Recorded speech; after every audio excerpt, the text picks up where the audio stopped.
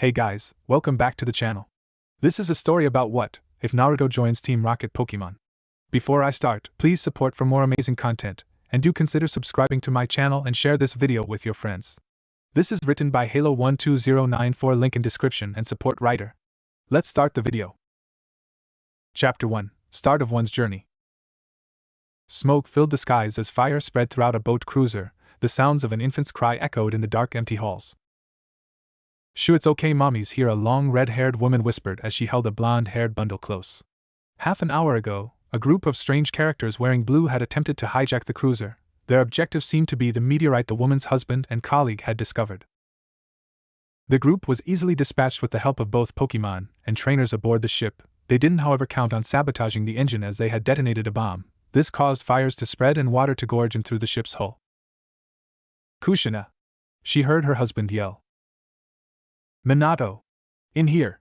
She coughed as she held her child close, protecting the infant from the black fumes. "Minatric, use Wild Charge!" she heard, not seconds before the door burst open and flew across the room. In came a blonde-haired man and a blue-colored wolf-like creature with a yellow spiked mane. Before she could run to her husband, they felt the ground shake, and soon the room seemed to detach itself from the boat as a second explosion burst nearby. The woman fell back, holding on to her child before falling over the edge. "Kushina!" the older blonde yelled as he dashed and grasped her arm as she fell. The red-haired woman looked down at the raging waters, then back to her husband. "Minato, take Naruto, I can't hold him much longer," she cried as the bundle began to slip from her grasp. Minato reached down, stretching as much as he could, Minatric biting into its master's shirt, making sure he didn't fall. "Minato!" she cried before. "Naruto!" they shouted as the child fell into the cold depths of the sea. Pacificlog Town 14 years later. "Jinjiji, have you seen Naruto?"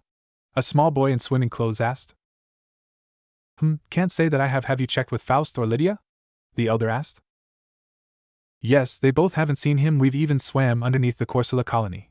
We can't find him." The boy paused before stuttering. "Why, you don't think he went up to the Sky Pillar, do you?" "The Sky Pillar? Nonsense, it's off limits even to the most skilled trainers. Naruto knows better than to do so. Now go on, he's probably gone diving with the Clampearl again. He'll turn up sooner or later." The boy nodded and rushed out of the hut. The elder cupped his chin. The Sky Pillar, why would Naruto go to someplace so dangerous, and with his only Pokemon being a Corsola, he thought. Sky Pillar? A blonde-haired boy wearing a wet white shirt, black swimming trunks, and sandals ran up the tall staircase holding a basket full of various berries and puffins. Tied around his back was a single strap bag with Dusk, Dive, Luxury, and Ultra Ball. This boy was named Naruto. 13 years ago, his foster parents Faust and Lydia found him at their doorstep during a heavy storm. They didn't know who or what left him, but he was a bundle of joy that changed their lives for the better. The only thing they found on the baby was his wet blanket and jumpsuit with his name patched onto it. After 5 minutes of tireless running, Naruto finally reached the top, where he was tackled to the ground by a white and blue blur. He chuckled as a cloud-feathered bird nuzzled its head against the blonde. Yeah, I miss you too, Altaria," he stated as the phoenix got off him with a happy chirp. The blonde walked up the few stairs left, and was greeted by a light snore. In front of him laid a colossal green wingless dragon with glowing yellow runes on its body. Its eyes snapped open upon catching the blonde's scent. It yawned before getting up and close to him, letting the blonde pet its head. This was the legendary Pokemon, Rayquaza. "I brought you guys snacks," Naruto stated with a smile. Out of his bag, his dive ball popped open and out came his Corsola. "Corsola, Cor." The blonde fed both Phoenix and Living Corolla Pecha Berry, whilst the dragon fed on Mini Spellin and Corn Berry. Naruto himself gulped down a bottle of water before one of the Nanab Poffins levitated into the air. A pair of glowing red eyes glared at the blonde. "Hey Bennett, I didn't forget about you, otherwise I wouldn't have brought the Poffins," he pointed out with a grin. The eyes softened up a bit, and in a zip a golden Cheshire grin appeared before materializing its body. The Pokemon had a doll-like appearance, 3 spikes on its head with a long zigzag-shaped ribbon hanging down its head. It also had long 3-fingered hands with short stubby legs along with a yellow brush-like tail. This was Bennett, Naruto's first Pokemon. Naruto smiled as he watched his team chow down on the food he had brought.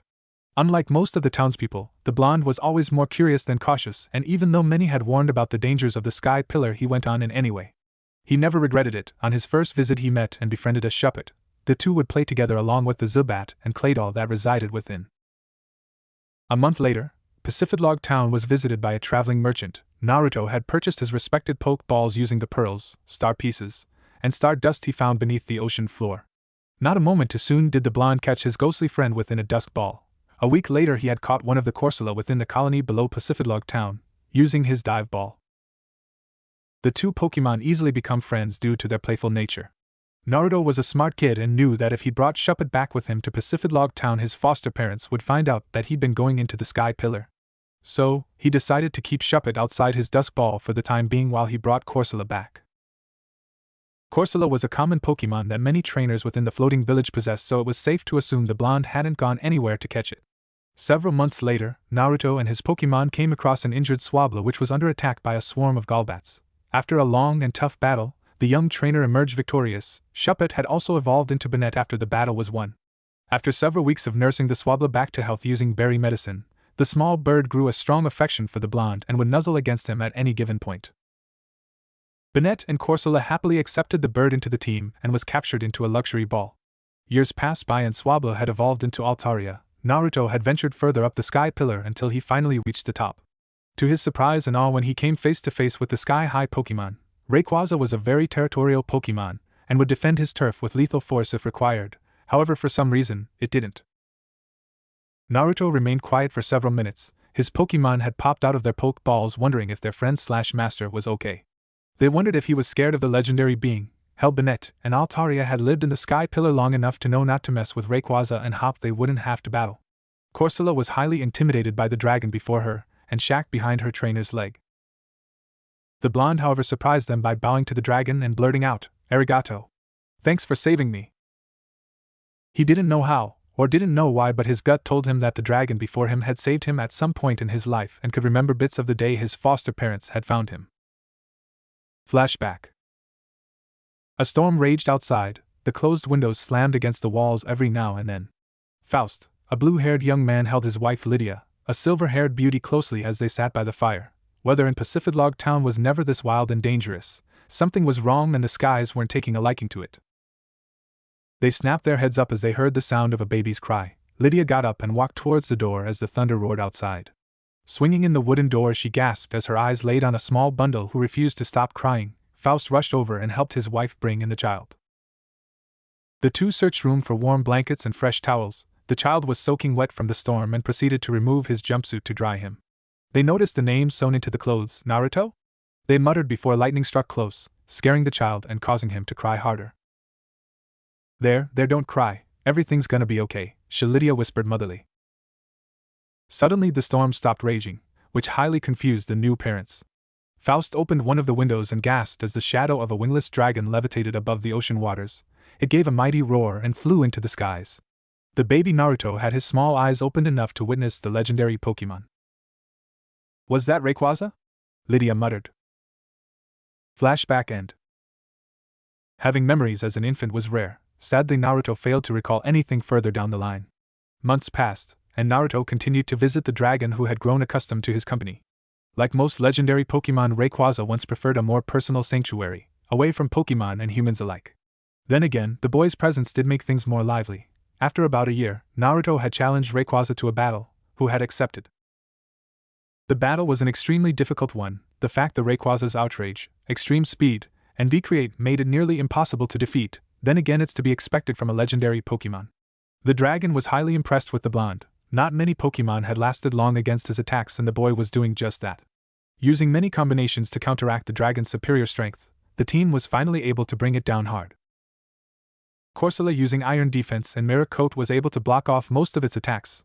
Altaria had used Dragon Dance and Dragon Pulse, which dealt a great amount of damage to her opponent, and Banette, who had managed to leave a burn using Will-O-Wisp before using Hextech to double its damage. Utilizing Banette's signature move, Curse, Rayquaza suffered major damage before it was defeated by a trio attack from the three Pokemon. Banette, Altaria, Corsola finished him off with Shadow Ball, Dragon Pulse, and Rock Blast.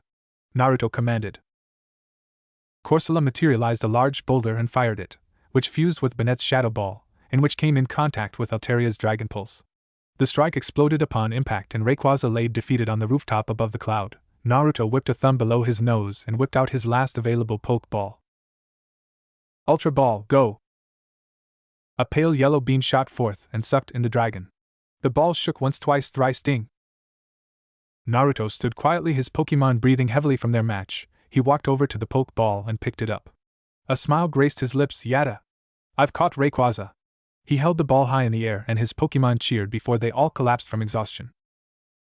He of course had no choice but to take them to the Pacific Town's Pokemon Center, where no doubt his parents would find out. He was ever so lucky that it wasn't the case, as his foster parents didn't see him enter the center. Nurse Joy flipped over the injuries given to the boy's Pokemon and ranted on about being careless and whatnot. It wasn't until he showed her Rayquaza that she nearly had a heart attack. This boy was most likely the first ever to capture a legendary Pokemon. A week of rest and his team was back at 100%. He made sure that they stayed within their Pokeballs until he made it back to the Sky Pillar. Naruto chuckled at the memory. Fighting Rayquaza made him want to travel the world more than ever now. His parents already knew of his urge due to him disappearing every so often. They knew it was a stage that every boy goes through and they would support him 100%. They have already scheduled for him to meet with one Professor Birch in Little Root Town for his own Pokédex and hopefully a starter Pokemon as well. They knew the chances of that happening were low. After all, why need a starter if you already have a Pokemon? Naruto finished his water and got his team's attention. Well guys, tomorrow's the day we begin our journey, so today will be as good any. He paused. The Pokemon leaned in, wondering what their trainer had to say. I want you to meet my parents, he stated dramatically. Rayquaza's sweat dropped while Bennett had a surprised look and Altaria went star-eyed. Corsola not so much, as she had already met them. The five finished their meals before Naruto returned them towards their Pokeballs and dashed back toward Pacific Town. Outside Naruto's hut, the blonde stood nervously as Faust, Lydia, and the rest of townspeople stared in awe at the Pokemon before them. Bennett floated around a group of children, making them laugh with his ghostly antics. The girls of the group began to pet Altaria's feathers and nuzzling up to them, saying how fluffy and soft they were. Naruto had kept Rayquaza within his Ultra Ball and had it tied around as a necklace, making sure nobody knew he had captured a legendary Pokemon. Seems our son is growing up, Faust stated with a graceful smile. Lydia whipped a small tear from her eye. Our baby is growing up so fast, she whispered as she saw the blonde play around with the children and Pokemon. Well son, Faust said, getting the blonde's attention, since you'll soon be traveling across Hoenn, you'll need a little something for your journey. He motioned for him to follow. Naruto and his Pokemon eagerly trailed behind him and into the hut.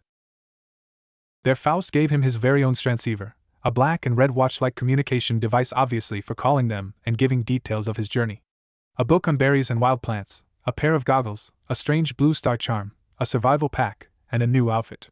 His Pokemon waited patiently for their trainer, and not too soon did he walk out of his room, now wearing a short-sleeved black turtleneck shirt with red Pokeball markings, knee-long stripped black shorts over black pants, a pair of running shoes, black and red wristbands and fingerless gloves. And similar to Yuki/Brendan's emerald outfit. So, how do I look? He asked.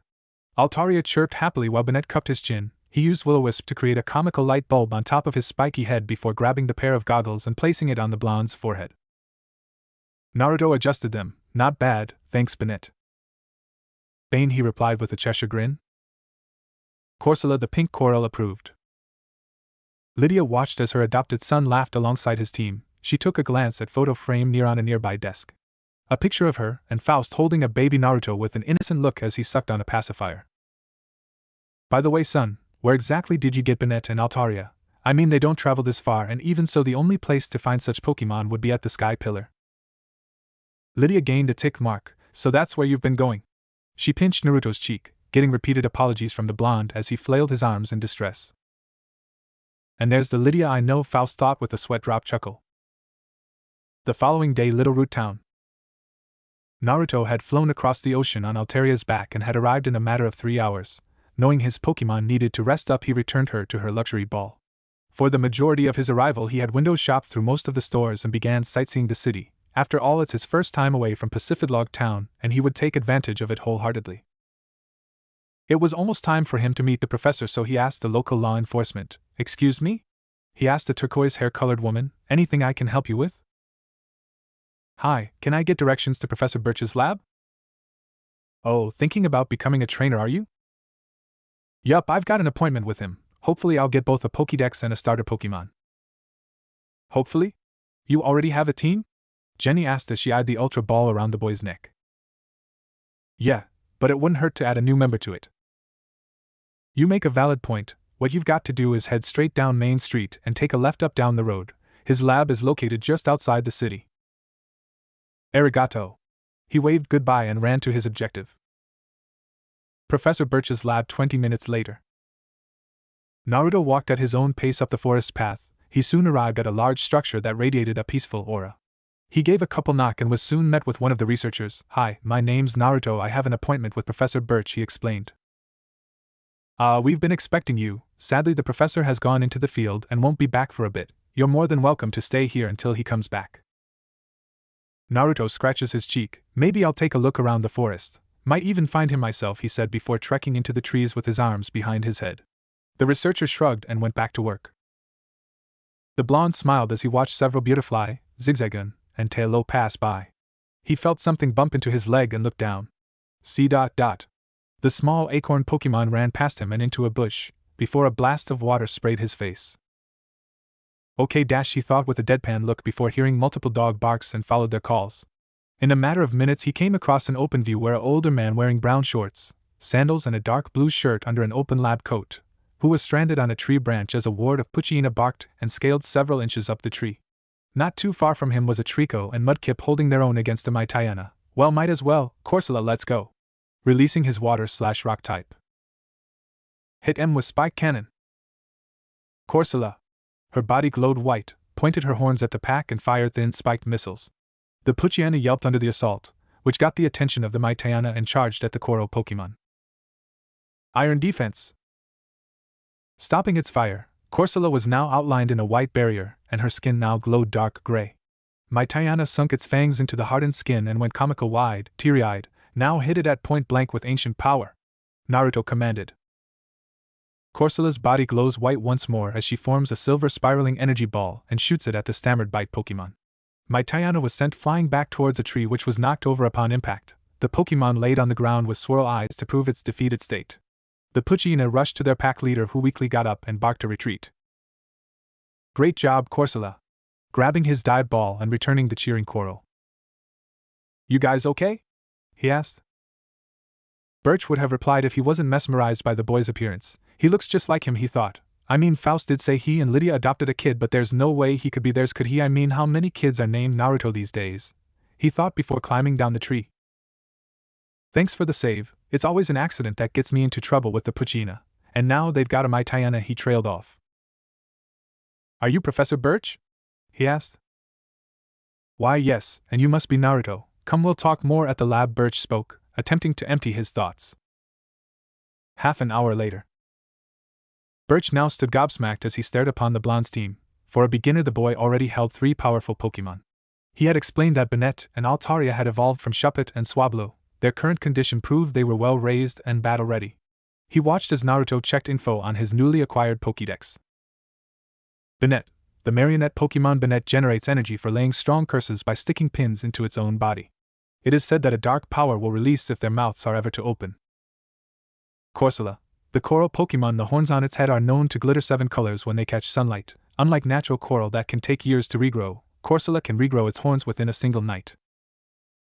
Altaria. The humming Pokemon Altaria carries a refined set of vocal cords that allows it to sing or hum in a beautiful soprano voice that causes its listeners to experience dreamy content. Suga. I wonder what else Dex can do. A lot of things, actually. Besides tell the name, gender, and info of a Pokemon, it also provides the location of their natural habitat along with its battle moves and current level.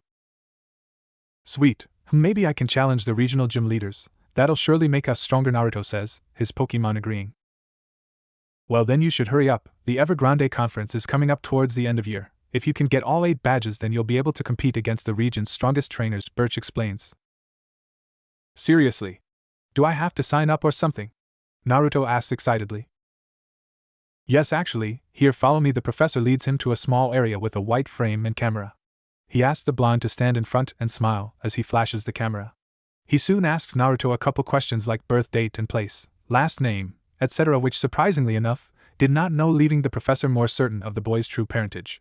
Seconds later, his photo printed itself on a card and was handed to the young trainer. This is your trainer card. It not only instates you as a legal trainer, it's also an entry pass to any regional league conferences. Now, since you've got this from me, I've enlisted you onto the rooster. Getting the badges will be up to you now, Birch said, handing over the card along with at least 5 extra poke balls. Arigato Naruto bows before slipping the card into his Sharpedo emblem wallet, returning his Pokemon, and leaving with a final goodbye. Birch walked over and hooked up his transceiver to the communication device. Minato, are you there? Good, listen, you will not believe who I just saw. Route 102. Naruto held his map, and while looking at a compass that came with his survival pack, okay, now the first gym should be in Rustboro City, he only glanced at the map once and grimaced. It was gonna be a long walk. He could always ask Altaria to fly him there. But what fun would that be? He wanted to see all of Hoenn, but then again he only had about 5 months until the Evergrande conference. He would just have to pick up the pace. The sun was getting ready to set. He guessed it would be a good time to set up camp for the night. But before that, maybe he could add a new Pokemon to his team. So off he went, through the forest trees in search of a new companion. Hours passed and it was finally dark. Naruto slumped in defeat. He had found a Shroomish, and would have caught it, if he had remembered to get more Pokeballs. Well, so much for getting a new teammate, he said, but stopped upon hearing a small cry. What was that? He asked himself as he ventured into the wilderness once more. He came across a swarm of ninjask as they repeatedly struck a hollowed hole within a tree. One let out a screech which not only caused Naruto to hold his ear but hear a painful cry as well. Don't know what's going on, but I'm not about to stand here and let a Pokemon suffer. Let's go, Bennett. Bennett. Use Nightshade. Bennett grins as its eyes glow red and fire an ominous crimson electrical ray from its vision, effectively hitting a majority of the bug swarm. Here they come, Naruto pointed out as the ninjask now turned their attention towards the duo. Shadow Sneak, then hit M with Sucker Punch, he commanded, knowing the moonlight gave brightness that shined a perfect shadow. The ghost type sunk into the silhouette and burst out, giving each of them a violet-colored fizz to their chest, knocking many out with the combo. The ninjask soon buzzed away, knowing they couldn't win against the living marionette. That showed them, he said, getting a chest puff and grin from Bennett. He walked towards the hole and took a peek. He gasped slightly when he saw a small white Pokemon with blue bowl-cut hair which split midway by 2 flat red horns down the center. Taking out his Pokédex, Ralts, the feeling Pokemon Ralts can sense emotions with the horns on its head. Due to its timid nature, Ralts will hide if it scents hostility. Naruto looked at the frightened Pokemon. It was badly injured, most likely by the ninjask. He couldn't just leave it here by itself. Checking its status, Ralts was only level 2 with its only move being Growl. He reached out a hand which caused it to back up further into a tree. It's okay, I'm not gonna hurt you. We took care of those nasty ninjask. It's safe now, he reassured. Ralts used its horns and detected a rather calm aura around the human. It slowly walked back and cautiously took his hand. Naruto carefully picked up the Pokemon and took it to his camp. Don't worry, I got just the thing for those injuries. Bennett, can you keep watch for the night? He asks. Bennett. Nettie Bennett. He saluted and sunk into the shadows. Naruto placed the psychic Pokemon down on his roll-up bed before digging through his pack. Let's see here. Some medical tape and nanab and citrus berry. He mashed the 2 berries together and added in some awakening potion to the mix before slowly and carefully whipping it across Ralts' injuries. It was a special ointment that numbs to help soothe the pain while he wrapped the Pokemon with medical tape. There, that should do it, he said as he placed his items back into his bag. Ralts poked its small fingers together with keeping her head down. She always thought of humans as scary and would give out many negative emotions, which was something her species wasn't too fond of. Naruto felt a small tug on his shirt and looked down to see Ralts holding its arms up, like it was asking to be carried. Do you stay with us for the night? He asked. The Pokemon nodded with a small smile. Ralts, she said. Well, alright then, he said. Not much later did the two fall asleep, Ralts clinging tightly to the human. The following day, Naruto had made it to Old L Town with little to no disturbances at all. It was surprising when the Ralts from the night before followed him all the way. Due to her injuries, Naruto had decided to carry her all the way. Hopefully the Pokemon Center wouldn't be too far.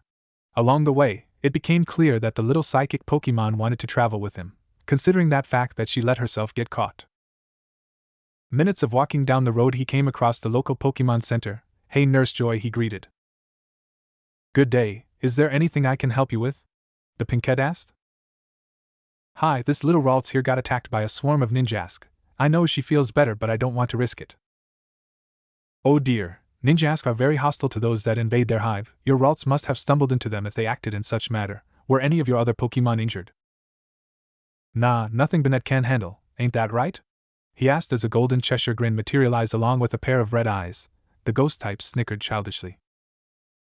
Nurse Joy's sweat dropped slightly at the Pokemon's antics. Well, don't worry, we'll have Ralts up and walking in no time, she said, gently taking the small Pokemon who held onto the blonde's shirt. Hey, don't worry, Nurse Joy here will make you feel better. My remedies are good but not enough in a long run, he explains as he patted her head, reassuring the Pokemon as she was taken by Chansey into emergency room.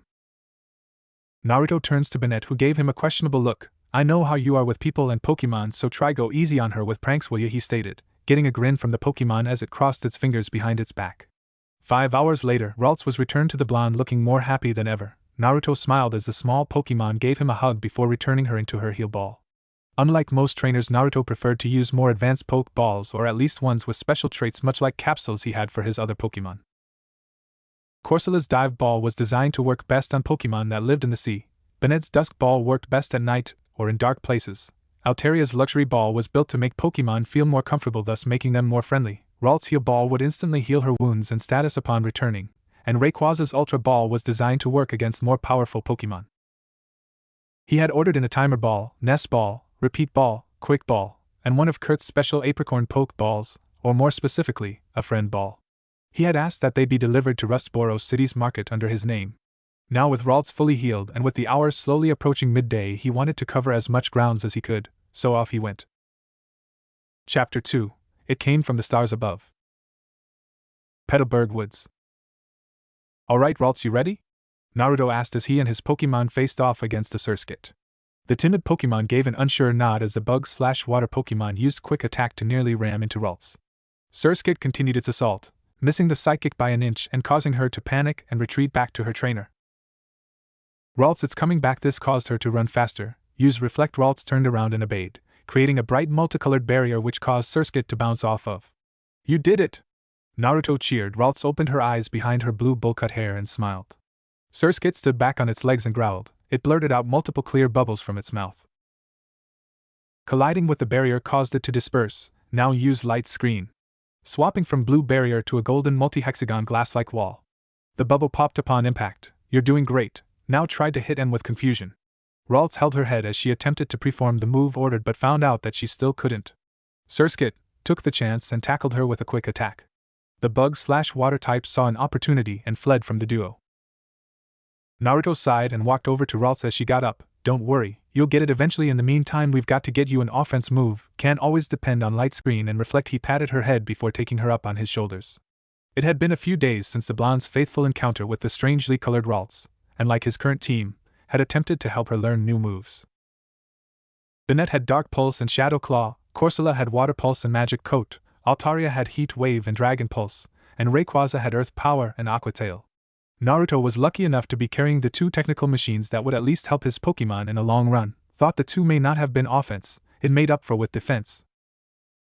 He grabbed his Pokédex and began researching every bit of information on the psychic Pokemon, known moves by tutoring. Alright, let's try Signal Beam. 8 hours later. Naruto carried Ralts off to a nearby river as she had tired herself out. Despite her nature, Ralts showed great amount of determination. Even if she was scared, she was willing to face her fears and stand up for her comrade, a trait that had gotten the respect of her fellow Pokemon. Naruto watched as Ralts scooped up water with her tiny hands and gulped it down. Chew! The two jumped as a thunderbolt struck not far from their location and resulting in a small-scale explosion. Electric type? He thought as he brought out his Pokédex and scanned the still lingering sparks.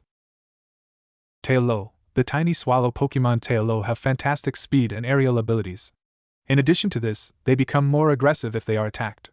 When migrating in search for warm climates, it may fly over 180 miles per day. Well, that can't be right, he said as the info showed the Pokemon to be a flying type with no possible way to learn an electric type move, so he tried it once more.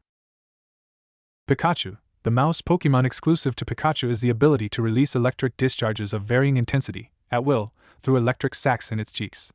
This electric energy can be manipulated into a variety of techniques which are mostly used in battle, but which can be used to roast berries as well. A Pikachu! Aren't they only found in the Safari Zone? He asked himself as he turned to his release Pokemon, Ralts. She gave a shrug.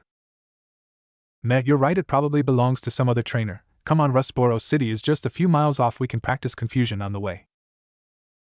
Ralts, she replied before being taken up in Naruto's arms and continuing deeper into the woods. Meanwhile, Ash, May, Max, Brock, and Pikachu ran as quickly as their legs could take them. Shortly after capturing the head Tail-Lo, the followers retaliated and were now attempting to release their imprisoned leader. You'd think they'd at least leave us alone after beating the ringleader. May shouted as birds began to peck at the group. Max had his eyes closed as he clutched his head in pain, continued running and not realizing that he had just separated himself from the group. Pikachu used Thunderbolt. Ash shouted over the sounds of his skull being pecked at. Pikachu! The yellow mouse sparked its red cheeks and discharged a bolt of lightning at the flock of birds. The tail screeched in pain before falling to the ground with swirl eyes. You should have done that from the beginning, May groaned, getting a light chuckle from the raven-haired trainer. Guys, where's Max? Brock asked. Ash, Pikachu, and May look around to see that her little brother had in fact disappeared. Max! She shouted, the group following suit. With Max. I'll leave me alone. The 7-year-old continued running as the now smaller flock continued pursuit. Max managed to open his eyes only to find himself running into a tree. He grunted as he found a small red liquid trailing down his head. The tail got ready to use their wing attack when, signal beam, now. The birds were sent to ground by a multicolored ray. Max turned to his savior, a blonde-haired teen along with his psychic Pokemon. The tail shook off small waves of pain and flew back into the air. Signal beam was an bug-type move and Naruto knew that it wouldn't do much damage to the birds. The tail flew towards the duo using their wing attack. Ready, Ralts, use Reflect. He ordered. Ralts, putting up a crystal-clear barrier in which the birds slammed themselves into. Alright, bring him down hard with Thunder Punch, he said. Ralts readied her fist as it glows yellow and sparks lightning. Ralts. Having all tail in one place, the lightning was able to chain throughout all birds, knocking them unconscious. Now that's what I like to see. Excellent job, Ralts, picking her and holding her high. Ralts herself beamed at her trainer's words. Max sat speechless. He had seen many national battles on television and had only ever seen few trainers perform combos like that. Naruto walked up to the boy. You okay, kid? Looks like you took a hard blow to the head, he said, wiping a bit of blood off his forehead. Why yeah, thanks for saving me. Don't worry about it. Now hold still for a moment. The blonde brought up his bag and zipped out bandage roll. As he proceeded to clean Max's wounds. So what are you doing all the way out here, and by yourself no less? Oh, I'm not alone, I'm with my older sister and 2 other friends. We got separated after the Talos started attacking us. I see. Well, let's see what we can do about finding your sister, he said, holding out his hand, in which Max took. Ralts, you've done good. How about you get some rest, he said, getting a nod from his Pokemon. Naruto clicked the button on his heal ball. A pale pink beam shot onto Ralts and returned her to her special Poke Ball. Got a name? He asked. Max, I'm from Petalburg City. Nice to meet you, Max. I'm Naruto from Pacific Log Town. Max. May shouted, trying to get a response from her little brother. Like all brothers and sisters, they act like they don't care for each other, but, in reality, they do very dearly. Better get the others and help out too, Ash suggested. Come on out, Tailo. Fortress, you as well. Torchiku too. Pikachu dashed over to the 3 and explained the situation. Tailo got upset due to the fact that his old crew would behave in such a manner before taking to the skies in search of the green-clad 7-year-old. Fortress and Torchiku team up with their respected trainers and join in the search. Max. Where are you? Pika. Naruto had attempted to make a call from his transceiver. He had punched in Professor Birch's number, and was hoping he could locate May's Pokédex from his lab. Calling her in person wouldn't help since Max held the Pokenav. Surely enough, there wasn't a strong enough signal for the call to be made. Great, the line won't go through. He looked at the sky to see that the sun set. Might as well camp out here for the night. Don't worry, we can continue the search tomorrow, he suggested. Max sighed and nodded. For the next 5 minutes the two had gathered up wood for their campground. Alright, come on out, Bennett. Tossing his dusk ball into the air and bringing out his ghost-type Pokemon. This got an odd look from the 7-year-old. Use Will-O-Wisp? Bennett. Holding up a single finger, a small blue flame formed and launched it at the pile of wood, setting it ablaze. Now that's what I call a fire. Have a Puffin. Bennett reaching into his bag and tossing out a Nanab berry Puffin. Bennett unzipped his mouth and quickly swallowed it before any of his malicious energy was unleashed. Max watched as the marionette happily munched on the soft treat. Wow, you must have some pretty strong Pokemon, he said. You bet they are. Bennett here just so happens to be my starter Pokemon, he explained. Only several months and he had already gone and evolved from a Shuppet. He would have evolved sooner if I had him battle with some of the other wild Pokemon. Bennett gave a deadpan stare at his trainer, who laughed sheepishly. So what about you, Max? Me? No, I don't have any Pokemon. I wish I could, but my parents say I should wait before getting my starter. Well, you don't really need to be an official trainer to have a Pokemon. I know, but my parents. Look, how are you going to learn to handle a Pokemon if you don't have a Pokemon? He pointed out. Max couldn't argue with that logic. Naruto sighed, before looking at the stars and thinking, what the hell. He got up and dusted his pants. Come on, it's still early. Let's catch you a starter. Are you sure? Yeah, that way you can have someone with you if you ever get separated again. Max beamed as he too got up and trailed behind the blonde trainer, leaving Bennett to watch the campsite. Over the next 20 minutes, Naruto and Max trekked around the Petalburg woods, though not far off their campsite. They've spotted several Zigzagoon and a small pack of Poochyena. Then again, there was that same Surskit that beat Ralts earlier that day. Ralts returned herself to her heal ball quickly after she was chosen. Minutes later, Max Naruto whispered while tapping his shoulder, "What is it?" They peeked through a bush to see a green lizard-like Pokemon. It had dark yellow rings around its eyes along with dark yellow lips and frills. It also had small ridges on its shoulders and a blue zigzag stripe on its midsection, and finally a long skinny tail curled in a helix shape. It was currently munching on an cherry berry. Naruto checked his dex. Kecleon, the color swap Pokemon. Kecleon often hide by changing its color to match its surroundings in order to avoid being found. However, it cannot change the color of the red zigzag stripe about its midsection. Seems just about right. Let's go, Ralts. Kek. Use signal beam. Ralts held her hands up and fired a multicolored stream on the surprised chameleon. Kecleon was pushed back against the tree. As it got back on its feet, the chameleon staggered, as if it were. Alright, it's confused. Ralts up close and personal with Thunder Punch. Ralts. Thrusting her tiny fist forward and zapping Kecleon with a high-voltage strike. Ready, Max? He said, tossing over one of 5 empty red and white Pokeball. Ralts backed off as Kecleon was left roasted with lightning-based scorch marks as its foot twitched uncontrollably. Alright, he pressed the center button causing it to grow. Pokeball, go. Max gave it a toss which ended up bonking Ralts on the head before hitting Kecleon. The ball shot a red beam and sucked the Pokemon inside. It shook 3 suspenseful times before it finally clicked. Max beamed as he ran and picked up his new and first Pokemon. Ralts' tear streams running down her eyes as she held her tiny hands to her head, a comical band-aid on it. Sorry, my aim isn't that good, he apologized as Naruto picked up the little psychic type. Alright, Max, if we've got time tomorrow I'll teach you how to battle. He was cut off as the green-clad 8-year-old hugged him, repeatedly thanking him. Alright, I get it. Come on, let's head BA. Wa, said Boy perked up. That sounded like Ash, May, and Brock. If I didn't know any better, Bennett is probably the source of it, Naruto deadpanned, personally knowing the Pokemon's nature. He spent no time trailing behind the green-clad boy as he ran back towards the camp as they witnessed several lightning bolts fire from the distance. Near the campsite few seconds earlier. Max. Despite searching all day, May had refused to stop her search for her brother. Ash and Brock had done their part as well, but neither were more at it than May was. The 3 had eventually returned their Pokemon due to their exhaustion. Pika!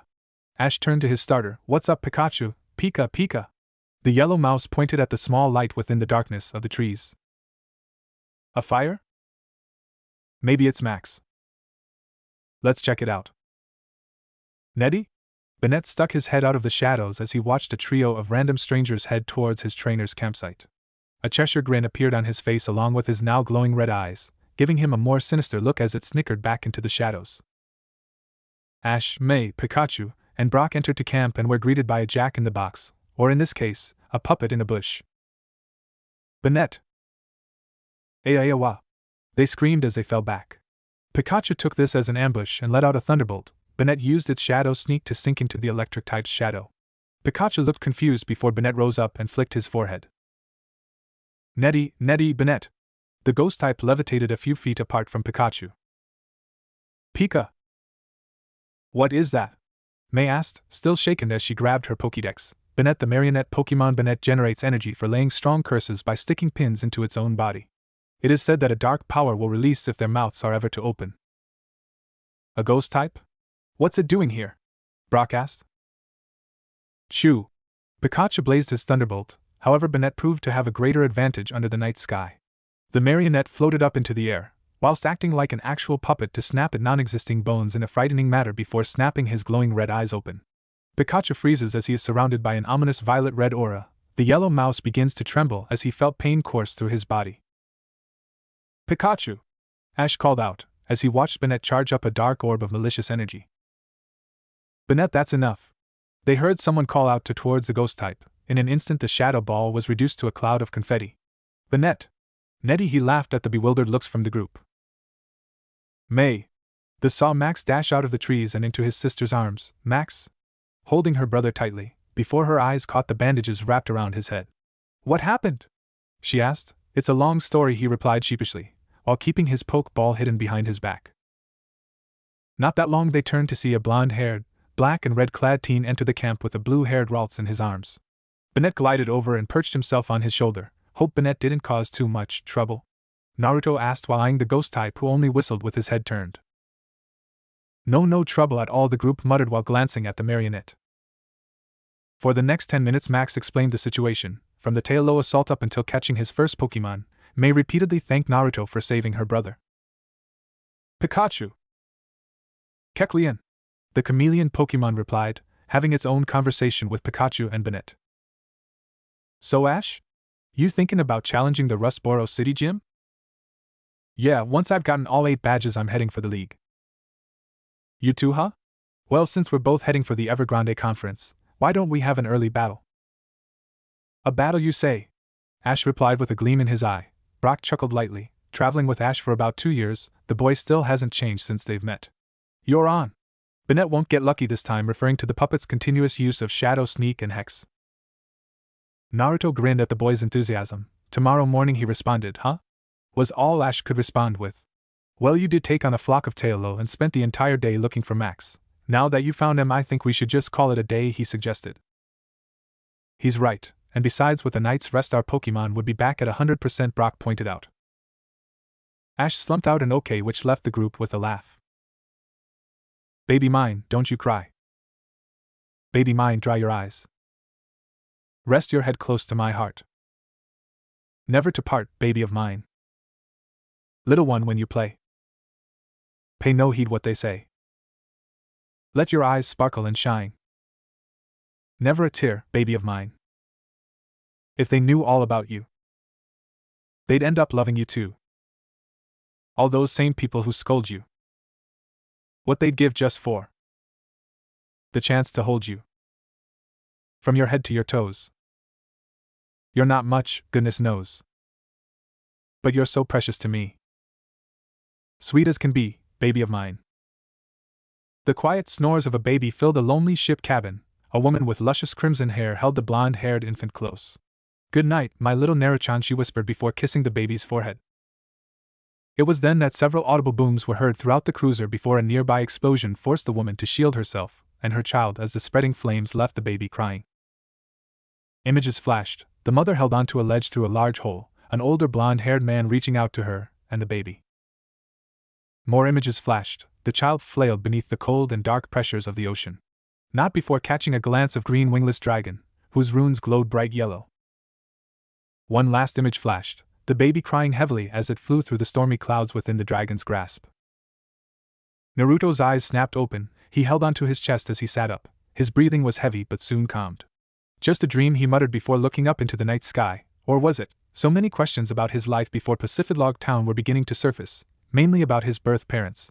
Based on what he knows, they definitely didn't abandon him, but an event occurred that had caused their separation. Only question was, what? The blonde trainer continued to stare at the sky, not being able to go back to sleep. It was about 5 minutes later when he noticed a peculiar star shine brighter than the rest. It then got brighter and brighter. What in the name of, he muttered before the star shot overhead and into a lake, causing a large splash upon impact. Ash, Brock, May, and Max grunted and turned in their sleep, all except Pikachu, whose ears stood up when it heard the unnatural wind change. Pika? Noticing the blonde get up from his bedroll and dash into the woods, Pikachu took a glance at his sleeping trainer before curiously following Naruto. Petalburg Woods Lake 5 minutes later. Naruto stopped as he darted out of the trees. He swatted away the leaves and twigs off his clothing before he heard the bushes move. Altaria, I choose you. He went from standing to back, laying upon releasing the phoenix from her capsule. Altaria, she exclaimed happily. Naruto chuckled sheepishly before noticing Pikachu hop out of the bushes. Pika? Pikachu? What are you doing here? Pika, Pikachu. You were curious about where I was going? Pika. Before he could respond, the waters behind them exploded upwards. Naruto turned around and looked up alongside both Pokemon as the silhouette of a humanoid figure behind the waters as they slowly dripped down onto the lake. Levitating high above the water's surface was definitely not human. Was it a Pokemon? It had skinny legs that came down to a point. Its upper legs had a single segmented blue stripe that went down to its knees. Its entire body was orange-red in color, excluding its blue mask-like face and 2 of 4 tentacle-like arms. It also had a vertically lined abdomen, as well as trapezoid-shaped ears on the side of its head, and a violet crystalline orb in the center of its chest. Naruto brought out his Pokédex and scanned the mysterious Pokémon before him. No data found. At this, the blonde gasped ever so slightly, both at what his device had said and because the Pokémon was now mere inches away from his face. It was needless to say that Naruto was a little creeped out by this unknown Pokémon. It tilted its head ever so slightly, almost as if it was trying to read the blonde of any emotion or possible action.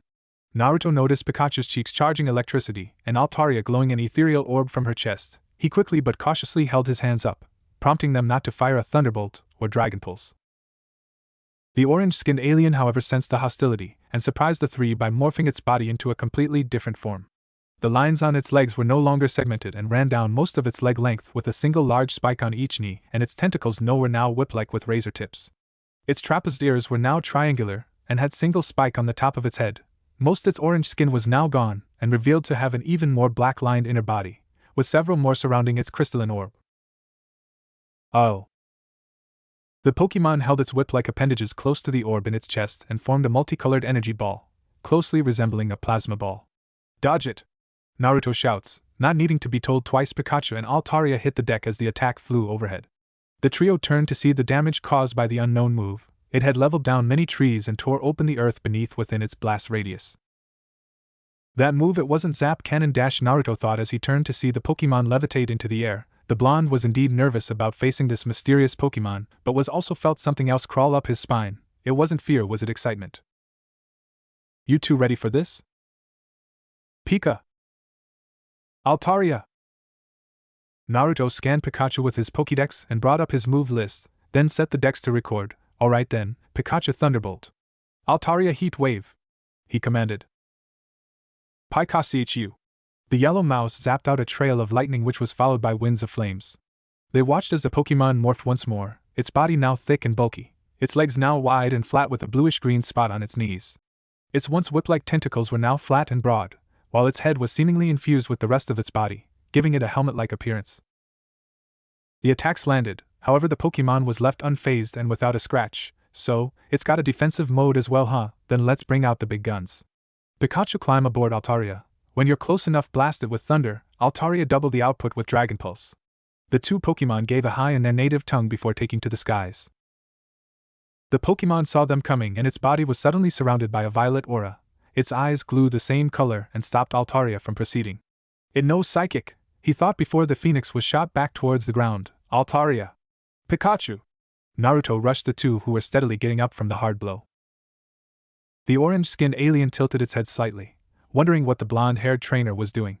It detected an unknown emotion, radiating off him. Worry? It didn't know why, but it interested it rather greatly. You guys okay? Alta. Pikachu both replied, slightly dizzy from the impact. Let's give it another go then. Different approach though. The Pokémon above morphed back to its attack for me and was about to ready the same move from before when Altaria used Sing. Redirecting its impeccable singing voice, the invading Pokémon began to feel slightly droopy. Its eyes were starting to feel heavy, and it was now fighting to stay awake. Alright, time for Phase 2, Banette, come on out. Banette! Banette, use Will-O-Wisp. Pikachu hit M with Thunder Wave. Banette raised its tri-pronged fingers into the air and blazed 3 mystical fireballs to life, which he then launched at his newfound opponent. Pikachu followed suit as he sparked out a thin stream of electricity. The Pokémon, despite its sudden drowsiness, it managed to shift back into defensive mode and take the hits dead on. The orange alien felt a jolt of electricity pulse throughout its body, making it harder to move its body than it already was. The skin melting sensation wasn't helping much either. Banette, plant a curse on it, Naruto ordered. Banette's eyes glow red before taking a pin from his tail and stabbed himself in the chest. The alien felt a sharp pain in its chest which quickly spread onto its arms and legs. The pain soon heightened to the point where it reverted back to its original for me. Now. Thunderbolt, Dragon Pulse, and Hex, Naruto declared. Seeing the incoming attack, the Pokemon forced its tentacles to its chest and blasted its signature attack. The attacks collided and were quickly overpowered by the multicolored orb. Corsola, come on out and use Mirror Coat. Flinging his dive ball, out popped the living coral. Corsola. Her body became coated in a white reflective color and stood in front of her friends. Once the orb struck, Corsola was struggling to hold her ground as the attack was pushing her back several inches. Pikachu, Bennett, and Altaria rushed to her side and aided help push the orb back with Thunderbolt, Nightshade, and Heat Wave. Naruto noticed the orb getting larger. They won't be able to get away from the blast radius unless dash. Corsola, lean back and let it pass over you. Naruto shouted. The living coral gulped but did as commanded. Pikachu and the others stopped their assault and pulled Corsola back for support, letting the attack fly overhead. Whoa! Naruto ducked to the side as the attack exploded onto the forest behind them, causing many of the local Pokemon to flee in fright. Boom! What was that? May stated, rubbing her eyes. Don't know, but it sounded close. Guys, where's Pikachu? Ash asked. The others looked around as well. Naruto's gone too, Max pointed out, before several more explosions echoed throughout the forest. Let's go! Ash stated as he dashed into the forest, May, Brock, and Max following suit. Naruto kneeled down beside Corsola, who was badly injured by a use of Psychic. Bennett, Pikachu, and Altaria weren't faring well either. The mysterious Pokemon had yet to receive any damage. Their only advantage was its paralysis and burn status. Sadly, Altaria's song wasn't able to put it to sleep. Naruto gripped the Ultra Ball around his neck. No choice then dash. You guys take a rest, leave the rest to him, he stated. Pika? Pikachu was slightly confused on who he was, but the looks on the other Pokemon seemed to be more relieved. Rayquaza, I choose you. Snapping the Ultra Ball off his neck, he gave a toss and opened a bright light which shot up into the sky. The beam of light took form into a colossal green, wingless dragon. Rayquaza's runes glowed bright yellow and gave an earth-trembling roar. The Pokemon before them felt intimidated by its new opponent and morphed to its fourth and final form. Its body going from orange to sleek gray and now having only a single tentacle on each side of its body, one red the other blue. The back of its head was now elongated to a point, and its appendages were narrow, giving it a more agile appearance. It soon sped downwards towards the lake. Rayquaza used extreme speed. Surrounding itself in a white and clear aura, Rayquaza blurred from existence. The Pokemon was suddenly tackled into the water, causing a large-scale splash of water. The two exchanged blows beneath the dark waters before shooting back up towards the surface. The alien Pokemon let out a loud static-like cry, causing Rayquaza to stop in place. What? Naruto muttered. Rayquaza wasn't moving, it almost looked like it was struggling to do so. Rayquaza growled at its opponent, knowing it had transferred its status problem to him. The Pokemon would have attacked then and there if it hadn't felt painful sensation within its chest. Bennett's curse must be taking effect. Rayquaza, now's your chance, hit it with Hyper Beam. The green dragon opened its jaws and formed a white/red ball of energy, taking up several smaller orbs into it before blazing out a powerful beam. The alien had only managed to morph halfway into its defense for me upon impact. Sadly, it wasn't enough to shield it from Rayquaza's Hyper Beam and had half of its body obliterated. White flares sparked from its destroyed half as it slowly regenerated. Rayquaza flexed his claws, knowing that he was temporarily relieved from his paralyzing status, and with his tail, slammed the alien towards the ground, creating a dust cloud. Naruto and the others shielded their eyes from the dust before he cautiously approached the downed Pokemon. Its eyes were closed. The damage from both Rayquaza's Hyper Beam and Bennett's curse must have taken its toll on the Pokemon. He rummaged his bag for one of the 4 only available Pokeballs he carried, but a certain capsule caught his eyes. It was crimson red in color with a single black dented line around the center. Where did I? He smiled. Thanks for the birthday present, Mom. Alright then, cherish ball, go! A multicolored beam shot out and absorbed the Pokemon into the capsule. Rayquaza flew down and watched alongside the others as the ball shook. Ding! Naruto bent down and picked up the cherished ball. What are you? He asked. The others gave him a questionable look. Pikachu! They heard Ash call. Naruto quickly returned Rayquaza to his Ultra Ball and reclipped it to his necklace. The group ran out of the trees to see the damage done to the area around them. Pikachu, are you alright? Ash asked the yellow Pokemon. Pika Pie. What happened? Brock asked. I take it you guys didn't see the meteorite that crashed. He received a no from the group. It turned out to be a Pokemon. It seemed passive at first but then attacked us. It took all of us to bring it down. Naruto showed them the cherished ball. Well, wonder what kind of Pokemon was it? Max pondered. I recorded it into my Pokédex, but maybe the professor might have more information on it showing the various images recorded from the fight. The attack it kept using did a good job of intimidating them. The next day, Rustboro City Pokémon Center. The five waited in the main lobby while their Pokémon were being rejuvenated. In the meantime, they decided to contact Professor Oak. Ash, how are you doing this fine day? We're doing great. I'm just about to challenge the gym once our Pokémon are healed up. Naruto tapped his shoulder. Oh yeah. Hey Professor, I've got someone here who wants to talk to you. Oak nodded and motioned the boy to step forward. When he did, Oak nearly had a heart attack when he saw the blonde. He looks just like him. It's good to meet the famous Pokémon Professor. My name's Naruto. This caused his heart to skip a beat, and I wanted to talk to you about an unknown Pokémon I captured just yesterday, he stated. Unknown Pokémon? Yes, it emerged from a fallen meteorite and put up a good fight. I've recorded most of it into my Pokédex. An unknown Pokémon from outer space? Extraordinary. Can you by chance send me the data, he asked. Yes, of course. Naruto plugged in his dex to the communication drive and transferred the recorded data. Various images showing the Pokémon's different forms appeared on a nearby screen. He quickly began to analyze the data for anything in particular. About 20 minutes later he came back to the screen. So sorry for the wait, but this is simply amazing. You, my boy, have discovered a new Pokémon, Oak stated excitedly. New Pokémon, Ash stated. Yes, Ash, I've contacted my colleagues within the other regions and none have ever seen a Pokémon like this. Whoa, Naruto muttered. You think there could be more out there? May asked. It's possible. This Pokémon might have accidentally entered our planet's atmosphere and crash-landed, but there is still a chance that more exist in deep areas of space, he explained. So what do we call it? Naruto asked. I believe that right belongs to you, Brock pointed out, making everyone look at him. You were the one to capture it, so by all means it's his right. You captured it. My boy, you must record everything. Think of how much we can learn from this new Pokémon. Alright, I'll see what I can do. Great.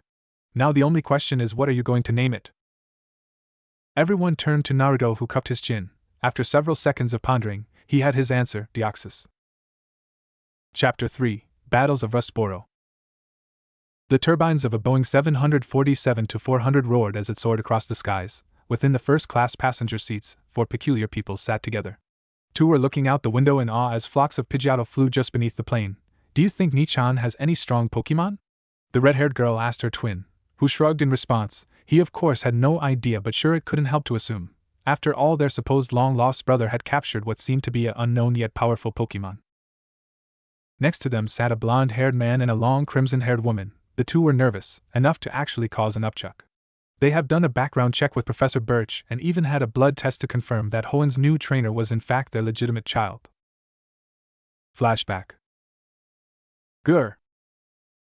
An electric pup rolled on the floor with a Vulpix kit as the 2 bit their tiny fangs into each other's fur. Soon enough, a Maneric and Ninetales grabbed both newborns and pulled the 2 apart.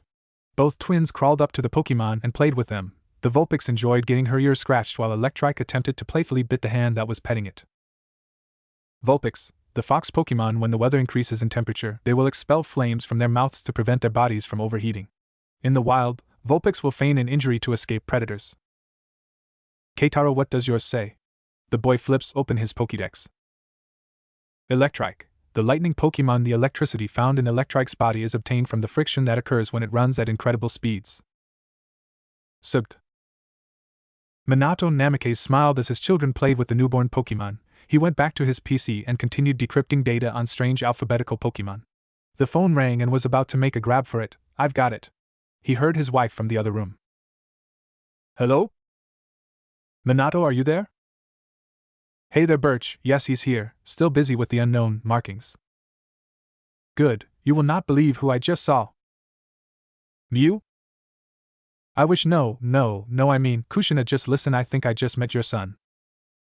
What are you talking about? Keitaro is right here and Minato still using the PC. Kushina, I met Naruto. Minato managed to decrypt a small portion of the data file when everyone snapped their heads at the sound of plates breaking and a phone hitting the wall. Kushina. Mom. Kushina had slumped to the floor upon hearing her deceased first child. Minato rushed to her side. Dad, what's wrong with Mom? Minato held her hand as she breathed quickly and heavily. She was having another panic attack. Kushina? Kushina, are you there? One of the twins picks up the phone. Who is it, Ray? It's Professor Birch. Naruto Minato heard Kushina whisper. He frowned and took the phone from his daughter. Birch, you better have a damn good reason. He's alive! What? Minato, your son Naruto, is alive. End of flashback. Kushina had been having anxiety attacks from recalling the events that led to their separation. Minato remembered it. She had refused to stop crying over their son for weeks, and when she finally did, she was almost completely void of happiness. She barely ate nor slept. She would have nightmares about it for the years to come.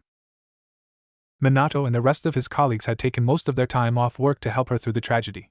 It was about 8 years later that they discovered that she was pregnant once more. The twins Rei and Keitaro were born within the year, both in which have filled the void in Kushina's tattered heart. However, mentioning the name of her first child was considered a taboo in the family, as it would cause another panic attack. After discovering that Naruto was still alive, the two parents had set up a trip for Hoenn. They of course were nervous about meeting their long-lost child. What if he didn't accept them? What would they say to him? Where have they been for the past 14 years?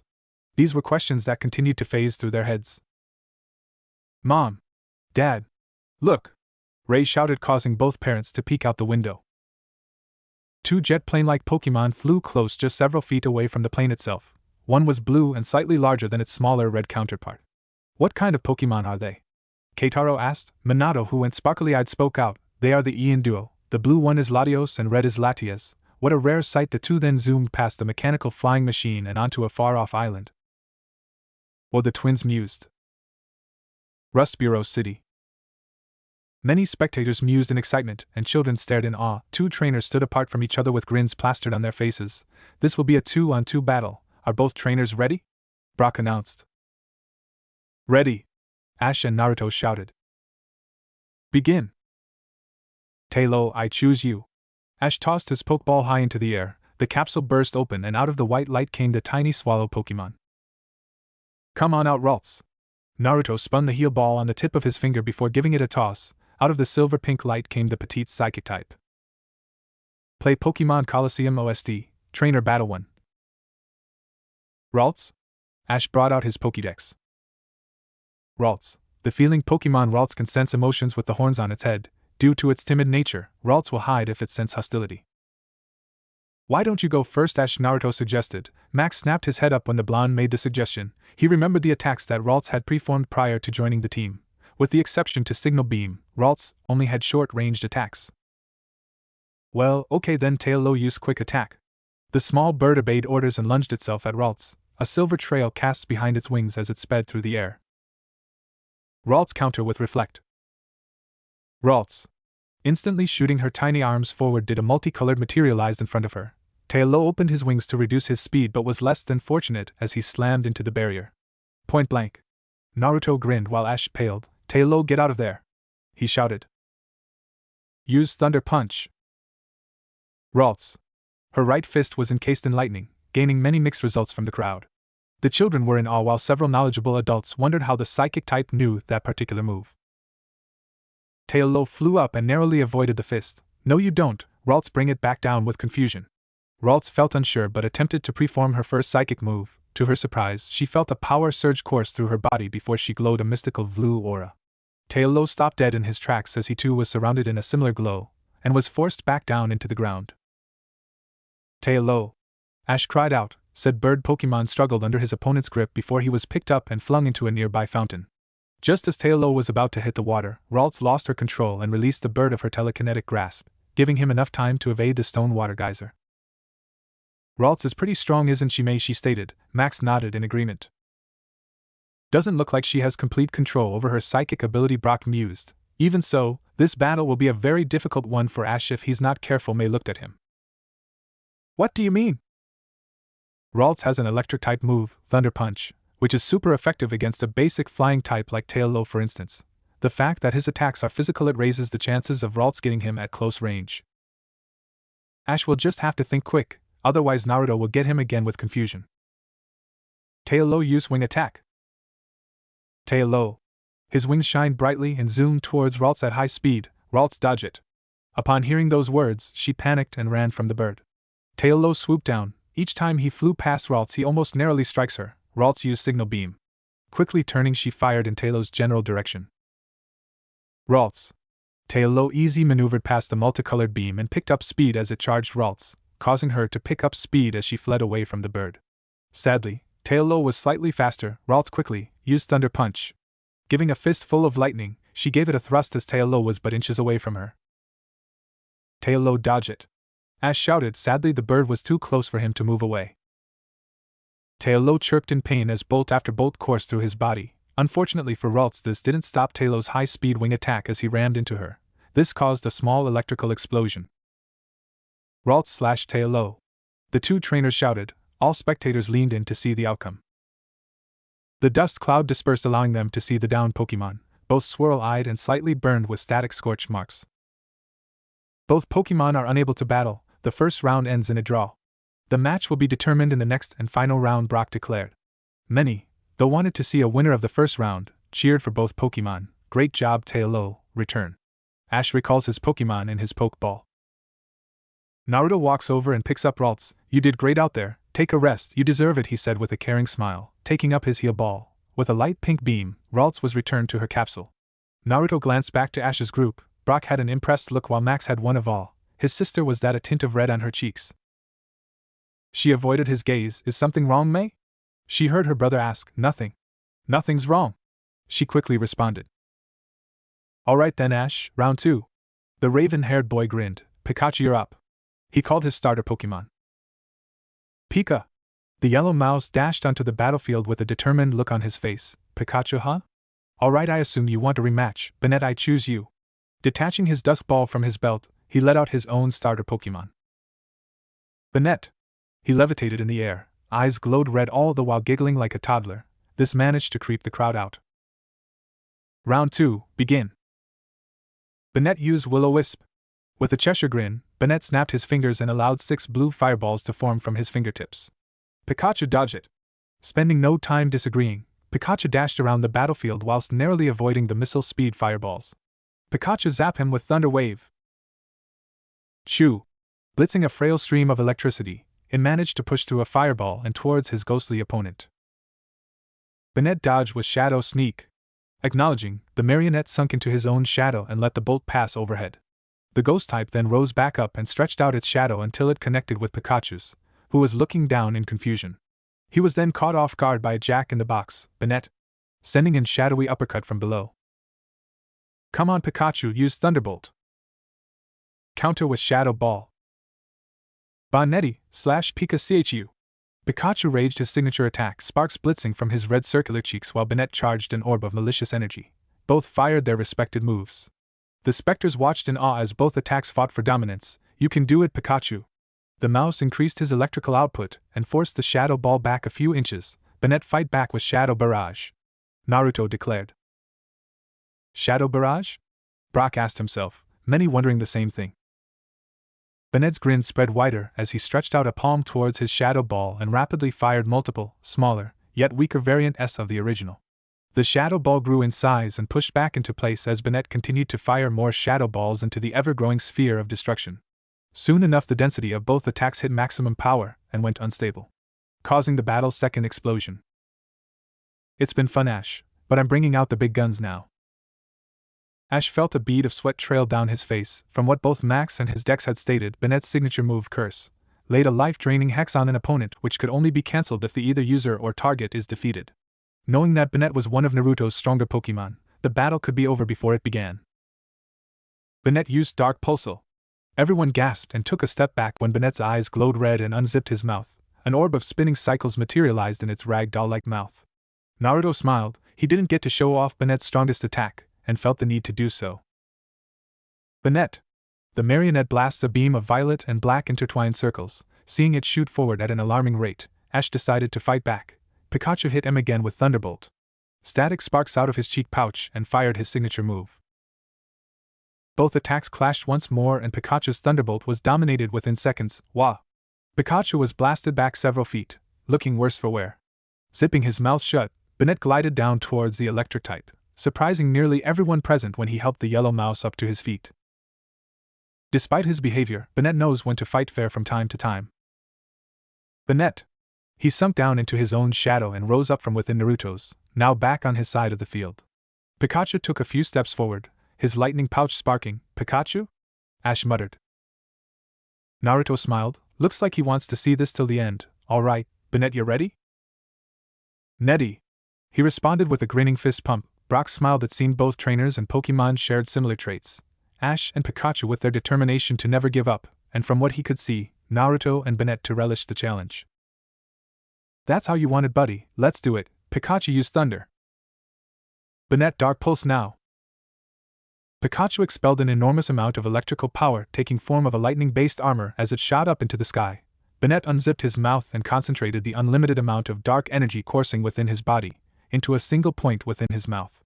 With a battle cry, Pikachu charged the marionette who had opened fire on his opponent. Dark energy crashed against the thunder-based armor. Pikachu grit his teeth in pain. Despite having lightning protect him, Bennett's dark pulse was strong enough to penetrate through it. He, however, could not afford to have it slow him down, and continued to plow his way through energy beam. Bennett, Naruto warned. The ghost type saw what Pikachu was doing and knew what was gonna happen next. After all, his trainer did help him and his team defeat Rayquaza. Pikachu was only meters away. Shadow sneak. Bennett zipped his mouth shut and sunk into Pikachu's shadow. Pikachu! Ash went wide-eyed as Bennett rose up. Bennett used Shadow Claw. Bennett's arm was then coated in a violet outlined black aura which then outstretched and slammed Pikachu to the ground, canceling his assault and creating a dust cloud. End battle theme sequence. The dust cleared to show Pikachu's unconscious form. Winner by knockout, Naruto and Bennett. Brock announced. The spectators burst into cheers. Now that's how it's done. Naruto high-fived Bennett, who giggled like a toddler. You okay there, Pikachu? Ash asked. Pika, he responded weakly. You did good out there, the raven-haired boy complimented. Damn right he did. He turned to see Naruto. I've got to admit you actually scared me with that last move. He helped Ash up along with Pikachu. It was reckless but would have definitely taken down Bennett if it hit. Said ghost type hovered over to Pikachu, who was currently being held by Ash, and held up a fist. Taking the gesture, Pikachu fist bumped Bennett. Thanks, Ash replied. Naruto raised an eyebrow. For the compliment? He asked. Nope, I may have lost, but this will only make us stronger for the next battle. Naruto smiled. That's the spirit, Ash. Guys, that was awesome! Max shouted as he rushed the two. The way Bennett used Shadow Barrage and then with Pikachu and his thunder armor, then Ralts with her thunder punch, and how both she and Tailo knocked each other out, it was totally wicked. The boy was close to hyperventilating. Max, slow down, you're gonna hurt yourself, May stated. He is right, though I've never heard of a move called Shadow Barrage. Could you explain? Brock asked. It's not an actual move, it's more of a combo that me and Bennett came up with. By having him decrease the amount of power within his original Shadow Ball, he can rapidly fire weaker ones instead, hence the name Shadow Barrage. Whoa, that sounds awesome, Ash stated. Well guys, let's head over to Pokemon Center. We are here for our first badge, aren't we? Naruto and Ash stood with horror struck upon their faces. Just outside of a boulder-like compound they stood before the Rustboro gym. See, closed, but why? Ash shouted, causing a scene. Naruto sat in a corner. We traveled so far to not battle, our efforts were all for nothing. What has this world come to? May, Max, and Brock's sweat dropped at their antics. You know, we could come back afternoon. I mean, she will be back around that time. Both trainers snapped their attention. Max. How do you know that? Well, there's a sign right there that tells the hours available. Rustboro City Pokemon Gym. Leader, Roxanne, the rock-loving honors student. Available 7 a.m. to 9:30 a.m., 4 p.m. to 8 p.m. Humph, how'd we miss that? Naruto asked. But I want to battle now. I can't wait another 3 hours. Nothing we can do, Ash. Might as well find something to pass the time, Brock stated. He's right, might as well go sightseeing. Max, May, you want to come with? Yeah. May and Max agreed, before taking off. Brock sneaked away to buy more supplies, leaving Ash and Pikachu by themselves. Guess it's just the two of us. Pika. 1 hour later. Okay, now to add the final touch and perfect. Naruto look, Ralts evolved. What? Naruto dashed into the store and skid to a stop, into a Glacian. May finished, holding up Ralts, whose blue hair was now combed to match that of a Glacian, along with cosplay ears and tail. Our Ralts? Max laughed while Naruto face vaulted. Don't do that, he muttered, hoping Ralts really had evolved. However, May's little cosplay gave him an idea that might come in handy for the gym battle. After browsing about, the three left the shop with their stomachs growling. The four stopped by a large tower, or rather the local tourist attraction. The three met up with Brock and soon followed by Ash and Pikachu for lunch. Taking a detour around the city, the group visited many more stores but stopped when Ash went overboard on souvenirs. So what time is it now? Ash asked. Checking his transceiver, it's not even close. We've got a good 2.5 hours before the gym opens, Naruto stated. Ugh, I'm so bored, I want to battle the gym leader, Ash complained. Hey, me too, but what other choice do we have? You know what, instead of complaining it, we should be training for the upcoming battle. I mean, it's kinda obvious that she uses rock-type Pokemon, and the only ones you've got is Pikachu and Tailo. Ash flinches. He was right. This was almost exactly like his first gym battle in Kanto. Back then he only had Pikachu, Pidgeotto, and Butterfree, which none could have actually defeated Brock's Onix in their current level. I can't believe I hadn't thought of that. Where am I gonna find a water type before the battle? Well, you could always teach Pikachu Iron Tail. Iron Tail? But Pikachu isn't a steel type. Pika? He doesn't have to be, Ash. Brock intervened. Yeah, there are some moves that can be tutored despite their type, Max said. Really? Sure, weren't you paying attention during our match? I taught Ralts Thunder Punch and Signal Beam, both electric and bug-type moves. Ash pondered for a bit, so learning Iron Tail could give us an advantage. Damn right it will. Now if you excuse me, we've got some serious training to do. Ralts? She held on to her trainer as he dashed off and out of the city, but not before bumping into a twin-tailed brunette, wearing a dark blue blouse and pink stockings. Oh, sorry about that, he apologized before continuing his trek, leaving Ash to deal with. Miss Roxanne, did you see that? His Ralts had different colored hair. One of the many children following her pointed out excitedly. The woman herself smiled, though of course she herself had never encountered a shiny Pokemon. Petalburg Woods, 3 miles off Rustboro City. Alright, Ralts, I'll be bringing out a partner for today's session. Ralts? Curious she was, wondering who would join her. Was it Banette? Altaria? Corsola? Or was it this Rayquaza the others talked about? Come on out, Deoxys. Unclipping his cherished ball and gave it a toss, out of the multicolored rays shot out the orange/blue DNA Pokemon. Levitating off the ground in its initial form, stared at his new trainer with near emotionless eyes. Ralts. Deoxys turned to the petite psychic type, intimidating her more than she already was. Ralts, meet Deoxys. Deoxys, this is Ralts, Naruto introduced. Ralts quickly hid behind her trainer while Deoxys rose an invisible eyebrow. Deoxys, I know it's a little sudden, but now that you're part of the team, I would very much appreciate it if you were to cooperate with us, along with the rest of your teammates. The DNA Pokemon tilted his head.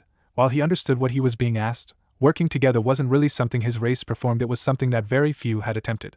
Usually when it does happen, their personal missions tend to result in success. If that was true, then it couldn't hurt to work together with the same Pokemon that defeated him.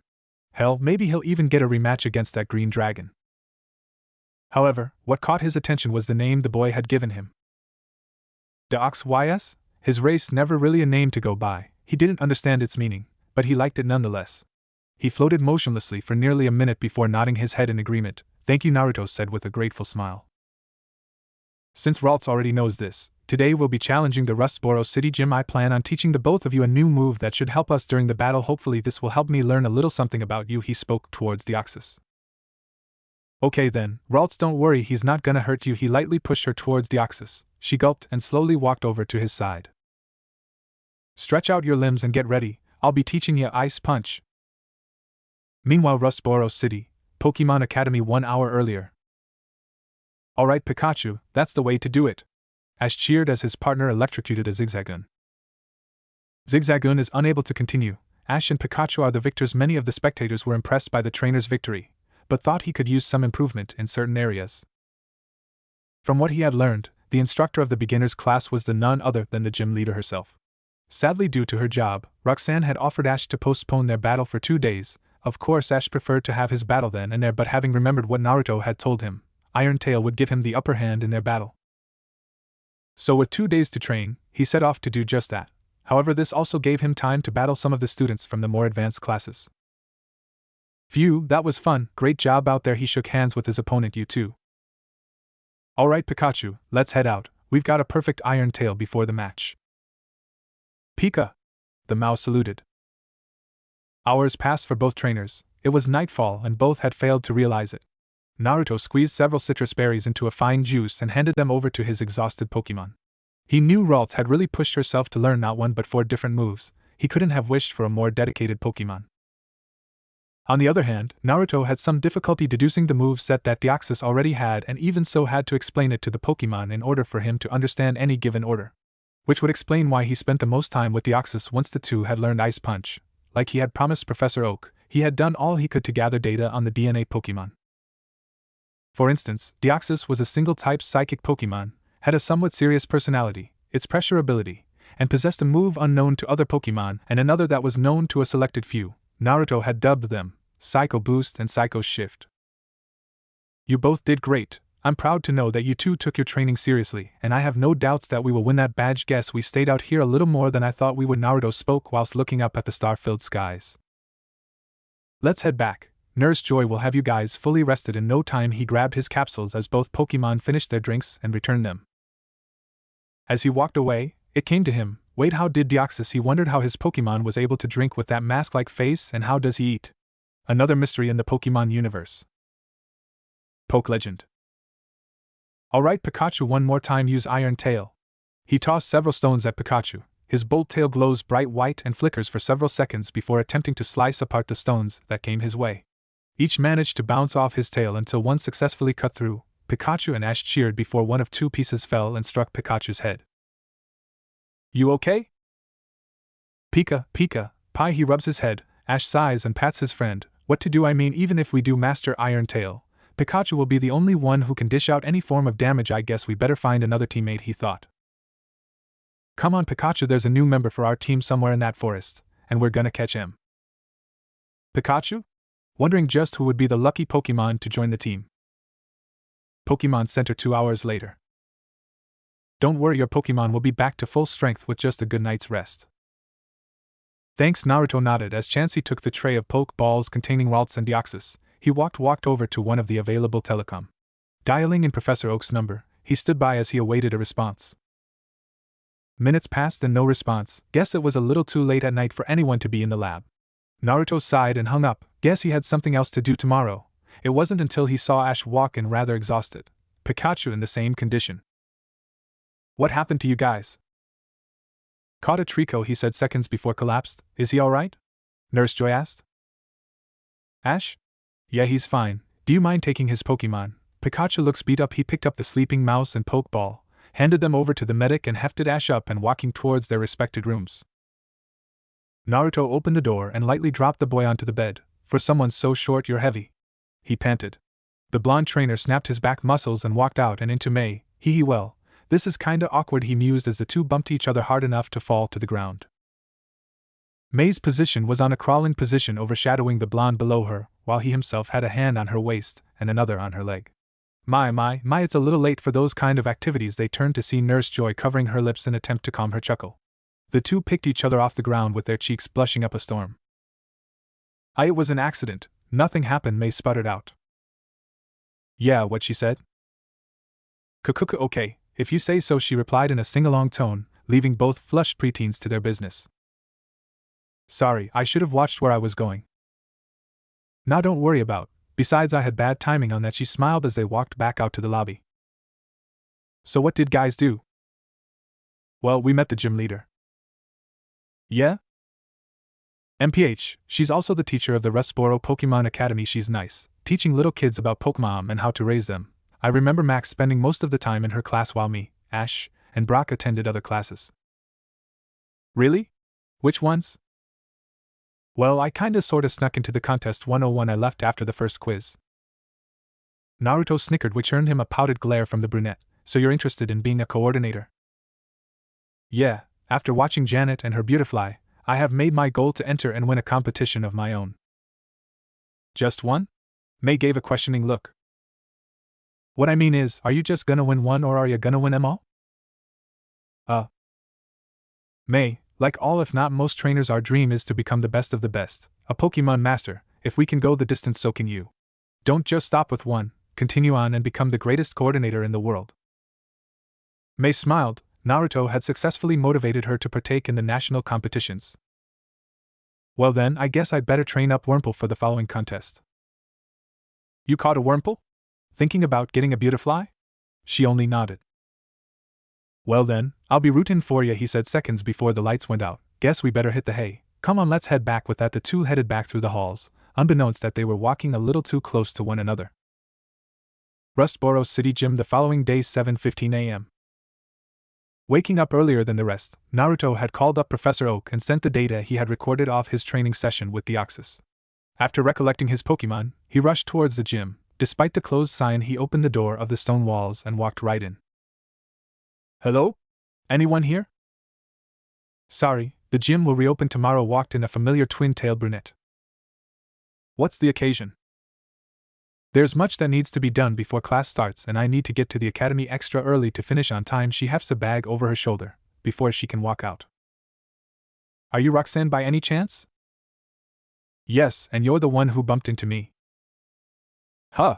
Oh, he's sorry about that, but let's make a deal. If we can have a match here and now, I'll not only help you finish your work but teach the class if you like. Oh, I couldn't ask you to do that. I guess not, but come on, at the very least consider it. I mean, I do want a chance to earn a badge, and you've got a lot of work that needs to be done. We split it and get it done quicker. Roxanne sighs and rubs her forehead. You're not giving up on this, are you? I will not. Fine then, let's have a match, she smirked, and which was returned with a grin. Since there are no judges for this match, we'll have to keep score for our Pokemon, Roxanne stated as she brought out 2 poke balls from her bag as she dropped it by her side. Both walked over their respective positions before Roxanne flipped a switch. The area before them opened up and rose the rocky arena. This will be a 2-on-2 match. The victor will be declared when all of either trainer's Pokemon are unable to battle. Sounds good to me. Roxanne flicked away a strand of hair from her forehead. I never did catch your name? My name is Naruto, and I here challenge you to a Pokemon battle. Well then, Naruto, as official gym leader, I accept your challenge. Play Pokemon Coliseum OST, vs Battle 2. I'll start things off. Come on out, Lileep. Roxanne tossed her Pokeball. Out popped out purple cup-shaped plant with 8 petal-like pink tentacles protruding from the opening on its upper body where its yellow eyes blinked. Connecting both upper and lower body parts was a yellow-colored stem. Lileep the plant waddled closer to the center. Naruto whistled and grabbed his Pokédex. Lileep. The sea lily Pokemon Lileep leads a very simple life for a predator Pokemon. While its body remains immobile, at most times it will detach itself from its position and waddle to another using the undersea coral and kelp as camouflage. Lileep is one of few Pokemon that had existed in prehistoric times, it read. Whoa, an ancient Pokemon. I'm gonna have to ask you where you got one later. Roxanne chuckled. That's if you win. Very well then, Ralts, I choose you. Naruto gives his heel ball a toss, and out of the pink rays shot out the blue-haired Ralts. My, it's the different colored Ralts my students were so fond of now. That's a rare sight. Ralts? She questioned as she saw the living plant in front of her. Get ready. The small psychic type nodded and shyly did so. Lileep, use acid. The plant raised its tentacles upwards and took aim. Ralts, teleport now. Ralts outlined herself in blue before she glows multicolored and disappears before the violet acid lands on her. Use confusion. Lileep was suddenly picked up in a light blue aura and flung into a rock. Ralts. She stood above a boulder. Alright, confusion one more time. Lileep felt herself get pulled up and aimed her tentacles at the feeling Pokemon. Lileep used Confuse Ray. A violet glow surrounds her body and the eye patterns around her green body fire an ethereal beam. Ralts dropped Lileep and dodged it with double team. Ralts. Doing as commanded, she created several copies and slips away in an afterimage. Lileep used Ingrain. The plant picked herself up and glowed light green, seconds before multiple roots shot from beneath. All copies were dispersed and Ralts was entangled. She struggled as the roots slowly began to squeeze her tiny frame. Lileep used Acid. Once more letting her tentacles take aim, and shot forth a skin-melting acid. No you don't, Ralts used Teleport, quickly disappearing. The acid missed once more. Ralts reappeared a few feet away from Lileep, which caused Roxanne to tense. Ralts used Ice Punch. Ralts. Her fist was engulfed in a light blue, swirling energy. Lileep, stop her. The plant redirected her roots and whiplashes them towards her opponent, deflect them with light screen. Utilizing her one free hand, she managed to create a yellow hexagon barrier which let the roots bounce off. Once in range, she thrust her frozen fist forward, tore Lileep off her roots, and slammed her into the stone behind them. Lileep creeped forward slowly before ice encased her prehistoric body. Ralts backed away, trying to calm her breath as she continued to stare at Lileep's frozen self. Lileep, break yourself out with ancient power! Naruto and Ralts tensed as a silvery light began to materialize within the ice. It continued to grow and grow suddenly. It died down until there was nothing but Lileep's ice-encased body. Roxanne sighs. Guess this round goes to you, taking her Pokeball. She returned her rock/grass type. Take a long rest, you deserve it. She spoke as she watched her blonde opponent congratulate his Pokemon. Tutoring is the only way for a Pokemon like Ralts to learn Ice Punch. He's good. I believe we have another round. Huh. Oh right, ready for another go? Naruto asks. Ralts glanced back at Roxanne and with slight hesitation, nodded. He smiled and let his partner walk back to the arena. Ready when you are, he motioned. Nosepass, I choose you. Out of the bright light came a Pokemon, closely resembling an Easter Island head, his body, composed of hard, angular, bluish-colored rocks and with a single bright red, triangular nose. A Nosepass? Nosepass. The compass Pokemon Nosepass's magnetic nose is always pointing to the north. If two of these Pokemon meet, they cannot turn their faces to each other due to their high magnetism repelling their noses, his Pokédex stated. TSK, a rock type with electric type moves, this won't be easy. Final round, begin. Ralts used double team. Ralts split herself into copies once more, again with the illusions. Very well, Nosepass, use Thunder Wave, Roxanne commanded. Nosepass. Its rocky arms shot up and unleashed a light burst of electricity. Naruto stared in surprise as the clones shook in their place before dispersing, leaving Ralts paralyzed and wide open. Nosepass, use Power Gem. Shit, Ralts, teleport now! Naruto shouted as Nosepass charged up an orange ball that dramatically grew in size. Sadly, the lightning coursing through Ralts was too intense and couldn't move as the orb was tossed at her. Seconds before it hit, Ralts' eyes glowed beneath her blue hair and small sparks coursed through Nosepass's stone body. Boom! Ralts! Naruto shouted as stones and dust crashed into the air. It soon cleared to see Ralts' unconscious self. Roxanne leaned in to see Ralts as Naruto walked onto the arena and carefully picked up the petite psychic type. Thanks, Ralts, you've done great. Take a breather, he spoke as he returns her to her heal ball. Looks like you won this round. Looks like it. Guess we end it with this next match, Roxanne nodded. Deoxys, I choose you. Tossing up his cherished ball. What in the name of, Roxanne muttered, clearly surprised to gaze upon a Pokemon she had never seen before. Deoxys looked at both Roxanne and Nosepass before turning to Naruto and more specifically, the heal ball he held in his hand. Let's start round 3. Naruto spoke. Very well, Nosepass, use Rock Blast. The Easter Island head materialized a rock within its grasp before it firing it at the unknown Pokemon. Deoxys, dodge it. Complying, the DNA Pokemon only sidestepped. Take him up with Psychic. Nosepass soon found himself being flung up into the air before being brought down hard. Nosepass used Rock Tomb, the compass Pokemon, despite its body weight, jumped high up and stomped on the ground, letting huge stones rise up and encase Deoxys. Roxanne took note that Naruto wasn't the least bit worried for his Pokemon. Why is that? She thought. Deoxys attack form, use Icy Wind. Icy Wind. Nosepass's rock tomb suddenly had frozen spots emerge from within before spreading throughout the rocks, leaving it a frozen tomb. Cracks began to snap here and there until Deoxys burst through the top. Now in its assault mode, it changed. Roxanne spoke in surprise. Deoxys, bring it back up with Psychic. Obeying, Nosepass was taken back up, only this time he was held suspended. Nosepass, quickly, use Power Gem, Roxanne declared, only to find that her Pokemon couldn't move. What's going on? Even under Psychic, Pokemon should be able to attack, she thought. You're wondering why Nosepass can't attack? Naruto spoke, catching her attention. Before Nosepass hit Ralts with Power Gem, she used her ability, Synchronize. She passed along her paralysis. Clever girl. Deoxys, hit him with Ice Punch. The DNA Pokemon pulled in Nosepass towards him as his right tentacles intertwined into a fist and thrusted forward a swirling white, frost fist. Nosepass was quickly frozen solid. End battle theme sequence. Deoxys would have continued his assault on the Pokemon if Naruto hadn't taught him to be passive outside a battle or to show mercy to a defeated opponent. So instead he used Psychic to float the frozen Pokemon over to her trainer. Roxanne couldn't help but smile at the action performed by the Pokemon. Thank you, she said before returning Nosepass. Deoxys reverted back to his standard form as Naruto walked up to him. I'd be lying if I said I wasn't proud of the two of you, so I won't lie. Because you did. Deoxys felt a warm feeling surface due to his praise. The violet orb in his chest became blue momentarily before reverting back. He had no clue at what this feeling was, but it felt nice. Congratulations, Naruto. As a challenger who has defeated me in a fair battle, I reward you with this. She hands out small bronze object, resembling two arrows pointed in the opposite direction with the oval-shaped background and a tilted rectangle down the middle, the stone badge.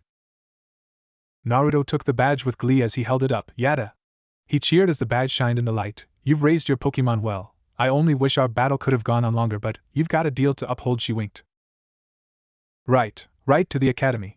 He returns Deoxys and rushes out, only seconds before returning. Why don't you lead the way, cause I have no idea where we're going. Roxanne chuckles, grabs her belongings and motions him to follow. So tell me more about Deoxys. Chapter 4, Enter Team Rocket. Splash! Report.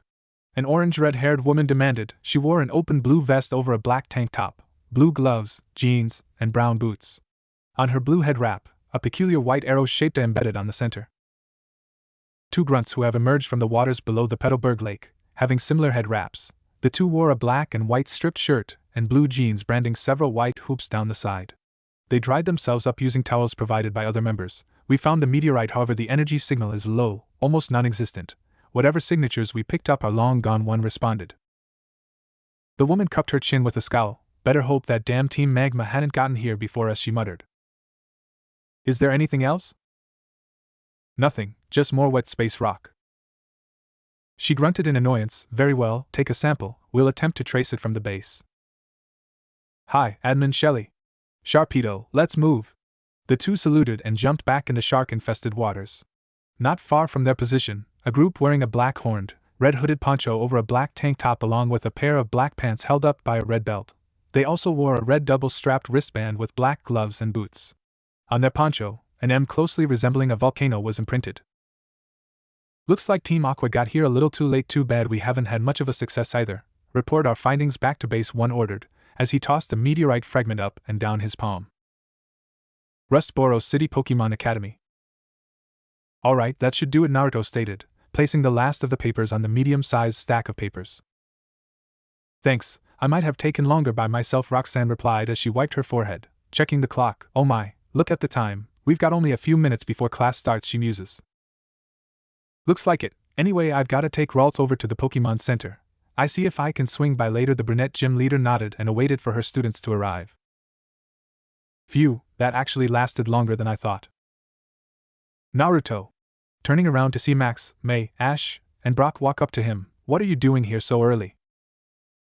I promised to help Roxanne finish grading schoolwork, and Max, I must say, you're pretty smart for a kid your age, said Boy, scratched the back of his head sheepishly.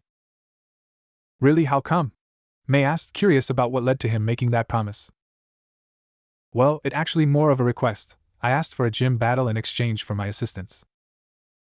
You two battled already? Ash blurted out. And won too, Naruto replied, bringing out and popped open a small case, inside containing the stone badge. Ash comically slumped down. He had to wait until the following day for his battle, and his blonde friend had already gone and gotten a badge.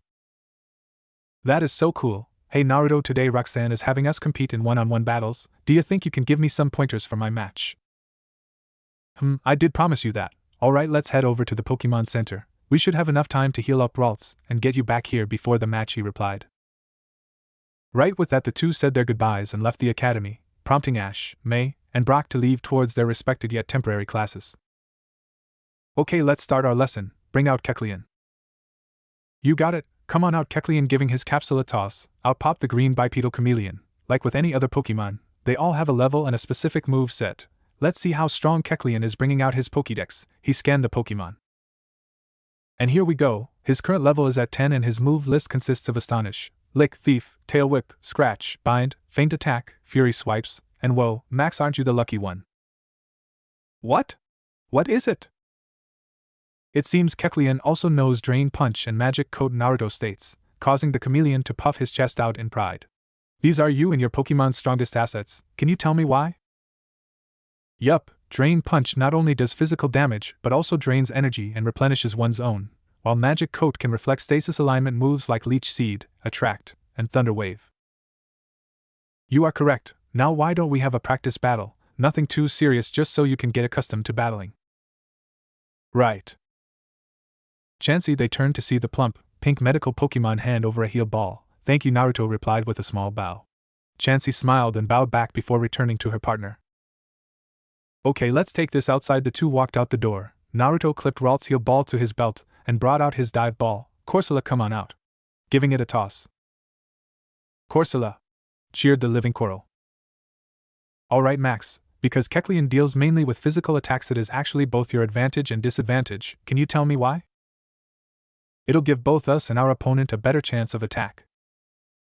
Correct again. Now what we're gonna do is work on your speed. It'll not only increase Kecleon's mobility but also his evasion. We've got a good half an hour before the battles.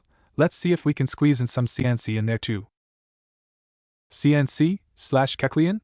Max and his Pokemon asked curiously. Combos and counters. Now Corsola used Bubble Beam. This put Max on alert. Corsola. COR. Spewing out crystal clear bubbles at high speeds. AC. Kecleon dodge. Following orders, the chameleon jumped to the right but was assaulted by a second stream of bubbles. Huh? Take note on this, Max. When an opponent dodges a long to mid-range move, if one wishes to continue use of the attack, he must aim where a Pokemon will end up rather than where it is. Kecleon, the swirl-eyed chameleon, muttered out. This would be a lulling 30 minutes. With Ash. Alright, Pikachu, one more time. Use Iron Tail. Pikachu.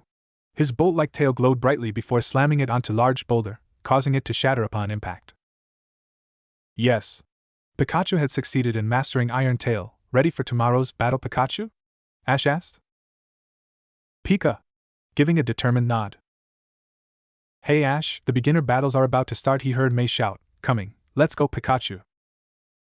Unbeknownst to them, two figures branding a white suit with a bright red R on it had been spying on the raven-haired boy and his Pokemon.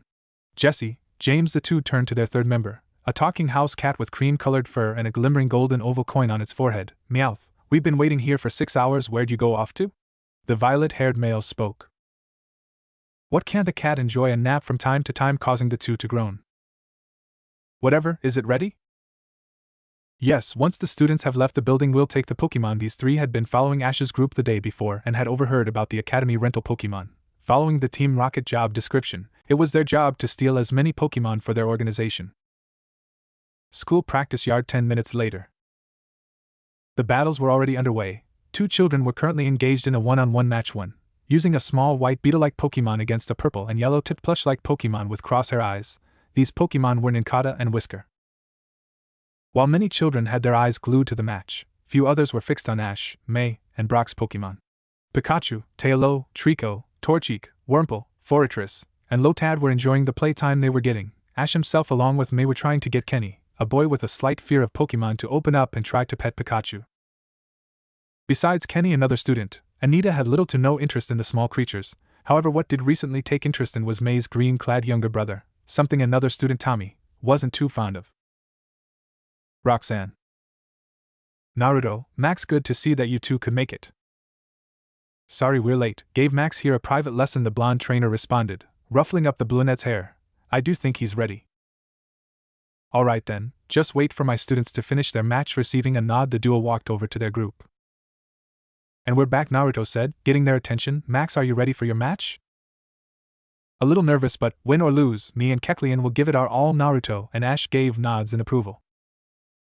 Poliwag, looking down to see the same water type they had found prior to meeting Roxanne. For the time being they played around. Tommy noticed Anita getting a little too close to Max and was about to intervene. Would have succeeded had he not accidentally stepped on Pikachu's tail, frying both him and Ash in the process, and thus stopping Kenny from getting anywhere near the electric type. So close, thought May. A short time later, Whismur was defeated by an Nincada's Fury Swipes. Winner by knockout, Chris and Nincada. Roxanne announced. Naruto placed a hand on the brunette's shoulder. You ready? Giving a nervous nod, Max walked over to the teacher/gym leader. So what did you teach him? Brock asked. Only half an hour, but that's better than nothing, I guess. Anyway, I only had time to teach him a few of the basics. You know, a good defense, the best ways to counter an incoming attack, that sort of stuff. Tommy, who had picked himself up, walked up to Max and had challenged him before Roxanne could select a student. While she agreed, Max was slightly unsure. Tommy seemed more experienced in Pokemon battles, and by the looks of it, wouldn't be taking it easy on him anytime soon. Alright, you two, select your Pokemon. Roxanne held out a tray with 6 Pokeballs containing random low-level Pokemon. Tommy grabbed one and gave it a toss. Out popped an yellow-skinned lizard-like Pokemon with a tube-like mouth, black collar around its neck, and large lumps on its head. This was the fire Pokemon Magby. Tommy grinned. Fire types were always amongst the strongest classes of Pokemon. Even in their pre-evolutionary state they were a force to be reckoned with. And you, Max? Offering up the tray. Don't worry, he pulled out his capsule. I got my own. This surprised the entire class, and most felt envious, wishing they could own Pokemon as well. Tommy at the moment felt extremely jealous. TSK, just hurry up already, he said, already wanting to wipe the floor with the blue net. Pressing the button on the center, the Pokeball expanded before giving it a toss. Kecleon, come on out. Kecleon. The chameleon announced itself upon being released. Its current fully recovered state was their reason for being late. Max had him treated at the Pokemon Center before arrival. The children began to awe and wonder. Those who knew, Kecleon were only found in the northeastern region of Hoenn. Ha, you think a normal type has any chance against fire type like Magby? Max grinned. I know he can. This battle will be declared until either Pokemon can no longer battle. Are you both ready? Ready, the two kids shout. Begin. Tommy started first. Magby. Use flamethrower. Taking a deep breath, Magby spewed a sea of flames from its tube-like mouth. Max grimaced. Flamethrower was too strong of an attack for Kecleon to handle, so he did what any trainer would do under such situation. Kecleon, dodge it. Following orders, the chameleon evaded to the left with Magby's flamethrower hot on his trail. Just like Naruto said, aim at where he's going to be rather than where he is, Max thought as Tommy continued the use of the high-powered move. Looking at the surrounding area, Max noticed some rocks close to Kecleon's position. Quick, use feint attack. Kecleon. Picking up a rock and giving it an accurate toss, Magby stopped its assault. Both Pokemon and trainer looked around to see that the green chameleon had disappeared. Where'd he go? The instant the words left the boy's mouth did Kecleon reappear, giving a hard thrust to the face and sending Magby rolling several feet. Get up, Magby. Come on, we can't let a noob beat us. Get back up. This caused Max's group to sweat drop at the insult. Kecleon used lick. Extending its abnormally long tongue gave Magby and would have given it an extended yet slimy lick if not for Tommy's quick intervention. Use Ember, now. From its down position, Magby fired superheated pellets at the incoming hydrostat. Kecleon comically rolled on the ground whilst holding his burning tongue while Magby continued its assault. Eventually the ember pellets began to knock against each other before combusting on the chameleon. Whoa! Many kids were startled by the small explosion. Do you think Kecleon's okay? May asked. Course he is. I mean, you do know about his ability, right? Ability? The flames and smoke resided to reveal the once green light-scorched chameleon was now red in color. Huh? Tommy wondered out loud, clearly confused by the Pokemon's change of appearance. Looks like Max has the advantage here, Roxanne mused. Why is that? A student asked. Well, as you can see, Kecleon's color change ability allows it to change its elemental affinity to match that of the move used against it. They all glanced at the red chameleon. In this case, Kecleon is now a fire-type Pokemon, she explained. Brock, who overheard, then that means fire-based attacks will do little to no damage against Kecleon. Kecleon's ability is what makes it a rather tricky opponent. Right now Magby's only available moves are Smog and Feint Attack, even so Max has a trick or two up his sleeve. Magby used Smog. Taking another deep breath did the live coal Pokemon release thick gray, toxic fumes from his mouth. Kecleon counter with Max stopped his order upon feeling the ground shake. What's going on? Is it an earthquake? Ash shouted.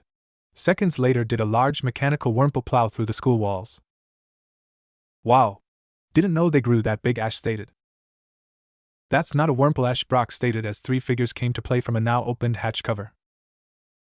Naruto froze in place. He recognized their emblem. Prepare for trouble. Make it double. To protect the world from devastation. To unite all peoples within our nation. To denounce the evils of truth and love. To extend our reach to the stars above. Jesse. James. Team Rocket, blast off at the speed of light. Surrender now, or prepare to fight. Meowth, that's right. Great, these guys again. Ash growled. Ever since his visit to the Pokemon Center in Viridian City, these exact individuals have been following him and his group in attempt to steal Pikachu. Unbeknownst to anyone, Naruto's hands tightened into fists. Flashback Pacific Town 4 years ago. Bubbles popped above the ocean's surface. Slowly more and more began to pop before Naruto splashed up from the depths of ocean floor. Corsola. COR. The living coral cheered happily. Yup, looks like Clam Pearl and Steria left more than they usually do, wonder why. The 10-year-old opened his sack to see it filled with many pearls, stardust, and pieces. They swam to the closest platform and climbed aboard. Upon turning the corner did they quickly hide.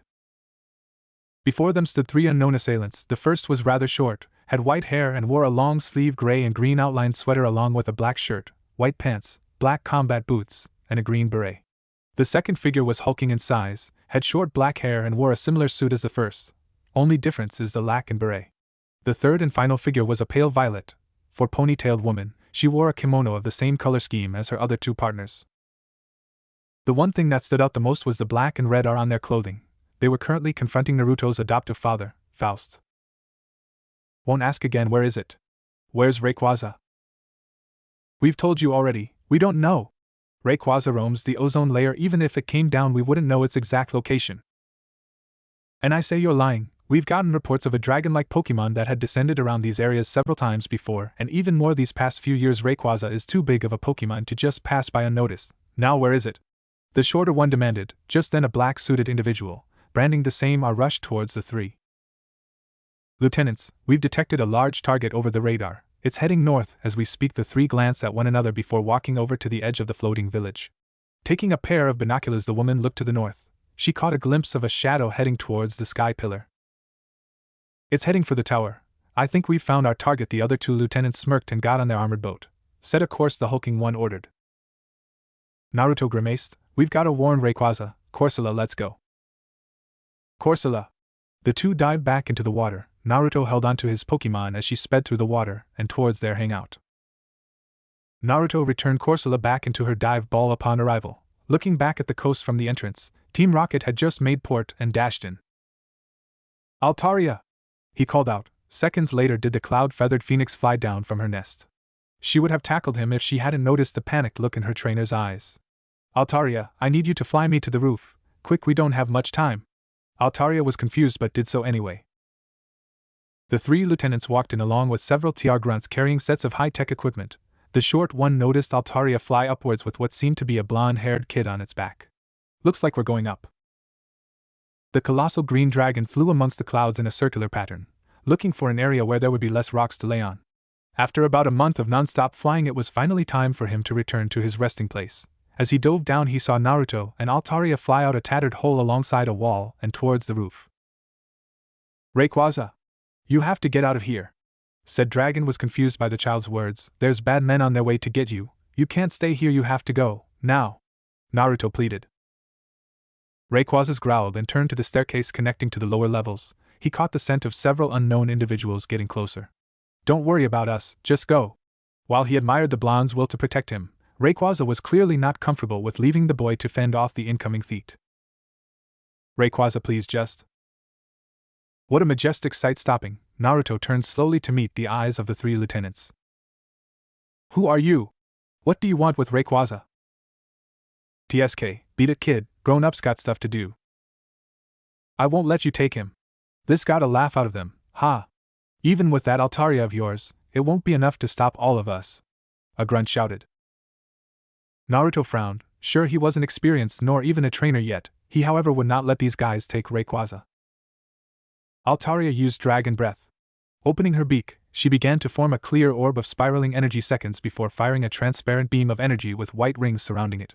Hit the deck. The grunts scattered as Altaria's dragon-based attack scorched through the roof's surface. The lieutenants however were unfazed. Can never count on the lower-ranking members for nothing. Very well, I'll play with you. The short one stepped forward. Come on out, Steelix. Out of the man's capsule popped out a 30-foot-long silvery gray snake, its body composed of many rock-like sections along with its massive head and jaws. Bring him in with Sandstorm. Giving a rugged growl, it stood up high and spun its spiked body in reverse. In a matter of seconds did a massive sand twister form on the rooftop. The high wind pressure made it difficult for Altaria to fly away. Follow up with Stone Edge. 2 white rings intersect with one another around Steelix's spinning form. The rings then form into sharp stones and launch themselves into the Dust Devil, turning it into a lethal attack. However, Team Rocket wouldn't have expected Rayquaza to interfere. A bright red and white orb formed in his mouth and fired a high-powered hyper beam. Steelix was blasted off its tail and several feet away, canceling its combo in the process. Seems like Rayquaza chose to stay. Good, the woman spoke as she turned to the grunts. Set them up, now. Referring to the equipment they have brought up. ORM, car, begin operation. TSK, since when do we take orders from you, sir? The moment Rayquaza took down your strongest Pokemon, now quit wasting time. Persian, Starmie, Benit, await orders. R popped a white panther-like Pokemon with a single red oval jewel on its forehead. Second in line was a violet sea star with hexagon ruby in its center with a golden star guard around it. Third was an all-too-familiar ghost-type marionette. My turn, the hulking man known as ORM stated, tossing up his own capsules. Jumpluff, Shuckle, Tropius, joined the fray. First in line was a small plush blue Pokemon with 3 thick dandelions on both hands and head. The second was a red and white shelled yellow turtle, and the third appeared to be a brown and green skinned, long-necked dinosaur with large green leaves attached to its back and some bananas dangling from its chin. Fine then, Fortress, Skarmory, come on out. Steelix, get your ass up and join the fight. Steelix forced itself up and slithered up to the razor steel bird and hard-shelled insect.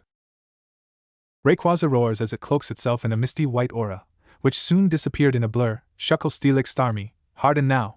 Their bodies glowed a silvery white aura as their bodies they raised their defenses for the inevitable attack. Rayquaza, utilizing his extreme speed, tackled Steelix onto the other Pokemon and scrapped them along the ground. He then slammed them hard with a powerful strike of his tail. The dust cleared to reveal an unconscious Steelix, a gem-pulsing Starmie, and an inch between conscious and unconscious Shuckle. Head didn't earn the title of legendary Pokemon for nothing. ORM mused. Jumpluff used Triplex powder. The grass-flying type flew up into the air and spun in a twister fashion while spewing wave after wave of poison, sleep powder, and stunned spore. The sky-high Pokemon points its tail and creates a twister, easily overpowering the combo and slamming Jumpluff against hard ground. Starmie, Banette used Psychic. Both Pokemon glowed a dark violet aura which they soon engulfed their opponent in. Rayquaza growled in attempt to overpower the Sea Star and Marionette. Jumpluff, Triplex powder, one more time. ORM commanded. Altaria used Dragon Breath. Corsola used Ancient Power. Corsola, now passenger seat flying, got in front and fired a spiraling silver orb of prehistoric power. Following suit did Altaria unleash her transparent beam of dragon energy. This stopped Starmie and Banette's use of Psychic as they evaded the attacks. Rayquaza, who was now freed from the supernatural force, readied another hyper beam. Sir, the emitters are ready, waiting for orders, a grunt stated. Well, don't just stand there, turn them on now. Car ordered. A second grunt punched the startup screen and activated 10 relay dishes, each emitting a powerful ultrasonic pulse. Rayquaza instantly stopped his charging hyper beam and roared in pain. Rayquaza! Naruto shouted, got one for you too. Kid Car smirked, snapping his fingers. One emitter was redirected at Altaria. Ahhhh! Naruto held his ears. Altaria fell to the ground. Both she and Corsola shuddered in pain as their bodies refused to move under the sonic waves. Rayquaza overheard Naruto cry of agony, and despite the increasing pain, it charged its hyper beam a third time. TSK, increase output to 60%. Doing as commanded, the output was increased to said amount. Rayquaza refused to give in and charged as much power as he could, increased to 70%. 80-90. Rayquaza fell to the ground. His hyper beam was slowly fading away. I think now would be a good time to capture it, wouldn't you agree? Surd suggested.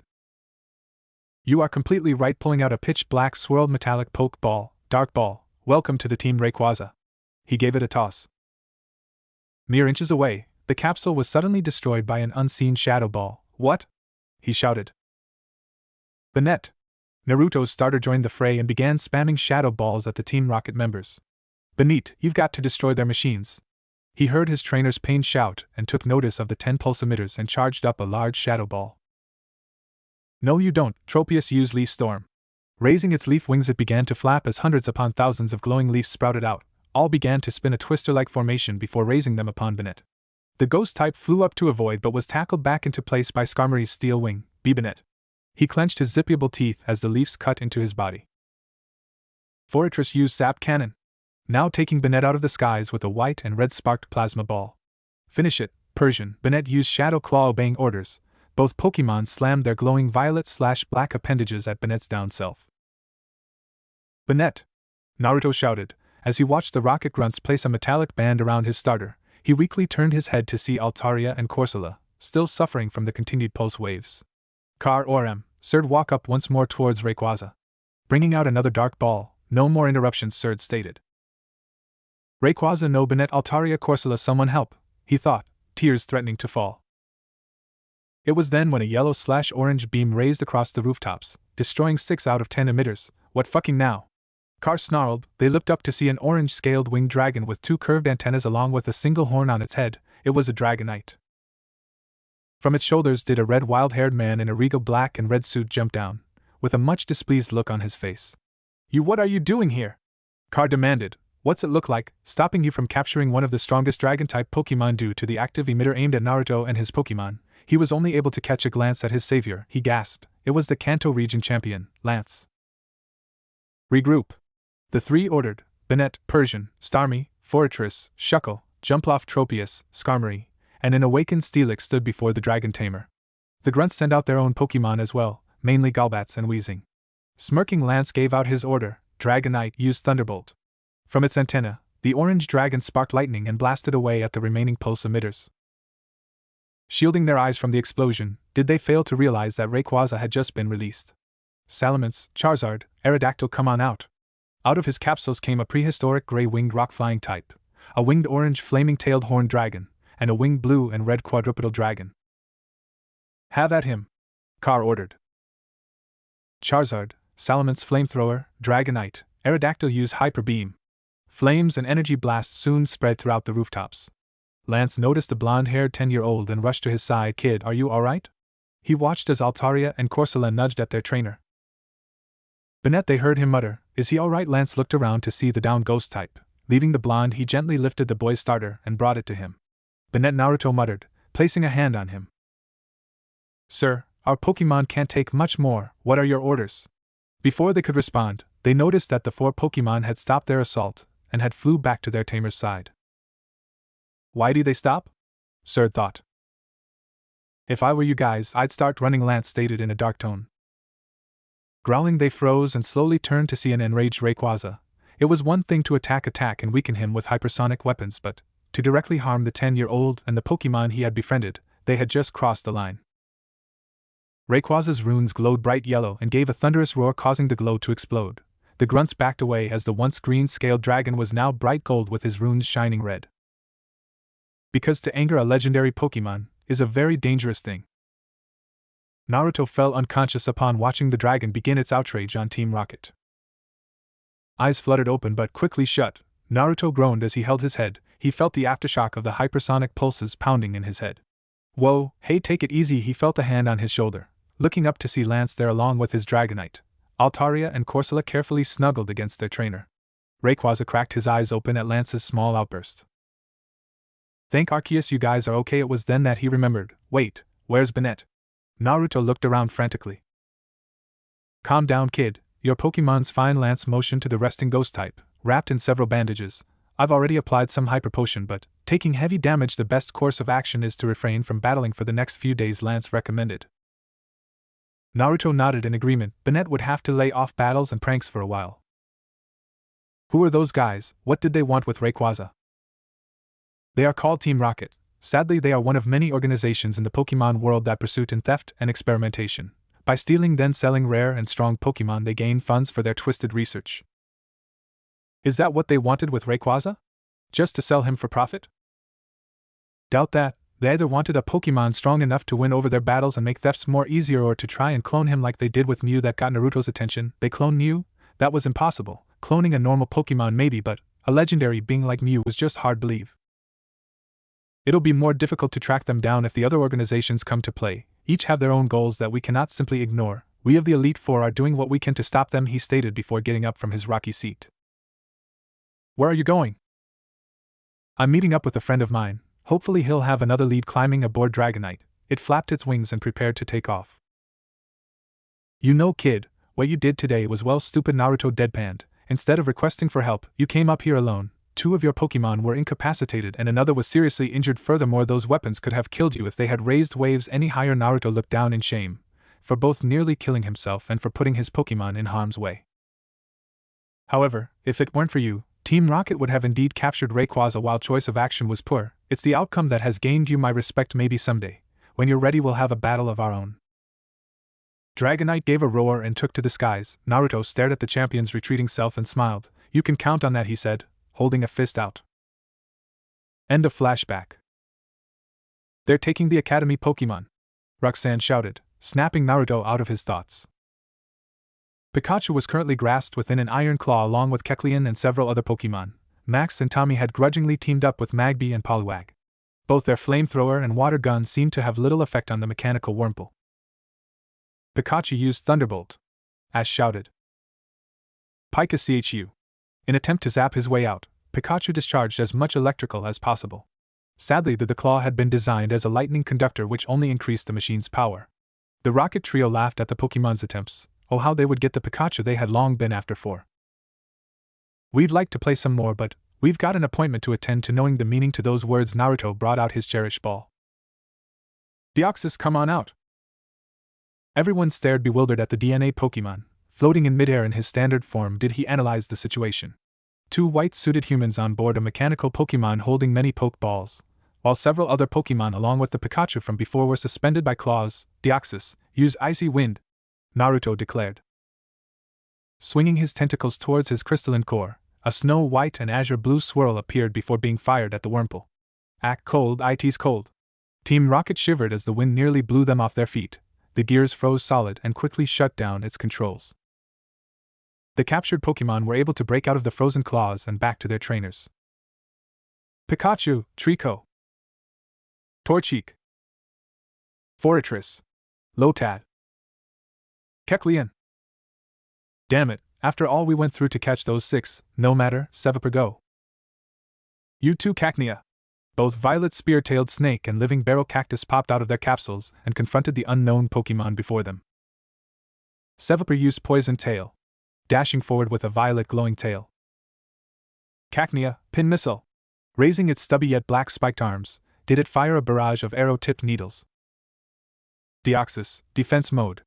Obeying, did the DNA Pokemon morph into its tank-like form. Cacnea's Pin Missile merely bounced its solid body while sending a bone-chilling shudder up Seviper's skeleton as its tail made impact.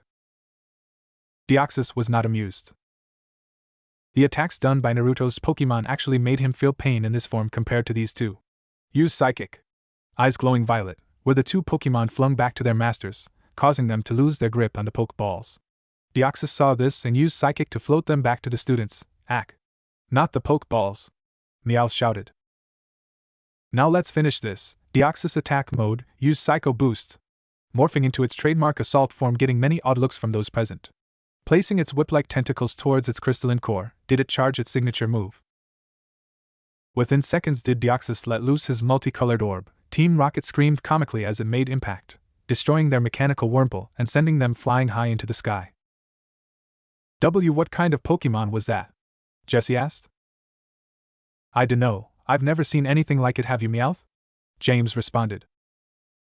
Nope, but I do know one thing. They all nodded. Team Rocket's blasting off again. They shouted as they flew into the distance, shining a star in place. After returning the Pokeballs to the Academy, did the children bum rush Deoxys, many declaring how cool and strong he was while others questioned Naruto and where to get one. Naruto sadly couldn't answer that as Deoxys was the only known one to enter their world, as he watched as Pikachu introduced him to the other Pokemon. Ash and his group walked up to him.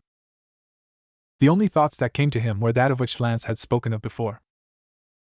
There were other organizations within the Pokemon world, many with their own goals. Did that mean Hoenn had other groups besides Team Rocket? Chapter 5, Fighters Across the Sea. Pick. Pick. Pick. Few, an elder man in an excavations outfit, dropped the pickaxe and whipped his brow. We're almost in. Onyx, come on out. Popping open his Pokeball, did a boulder-composed snake slithered out. I've gotten the wall weak enough for you to plow through it, he explained. The rock snake gave a nod and crashed through the walls of a hidden chamber.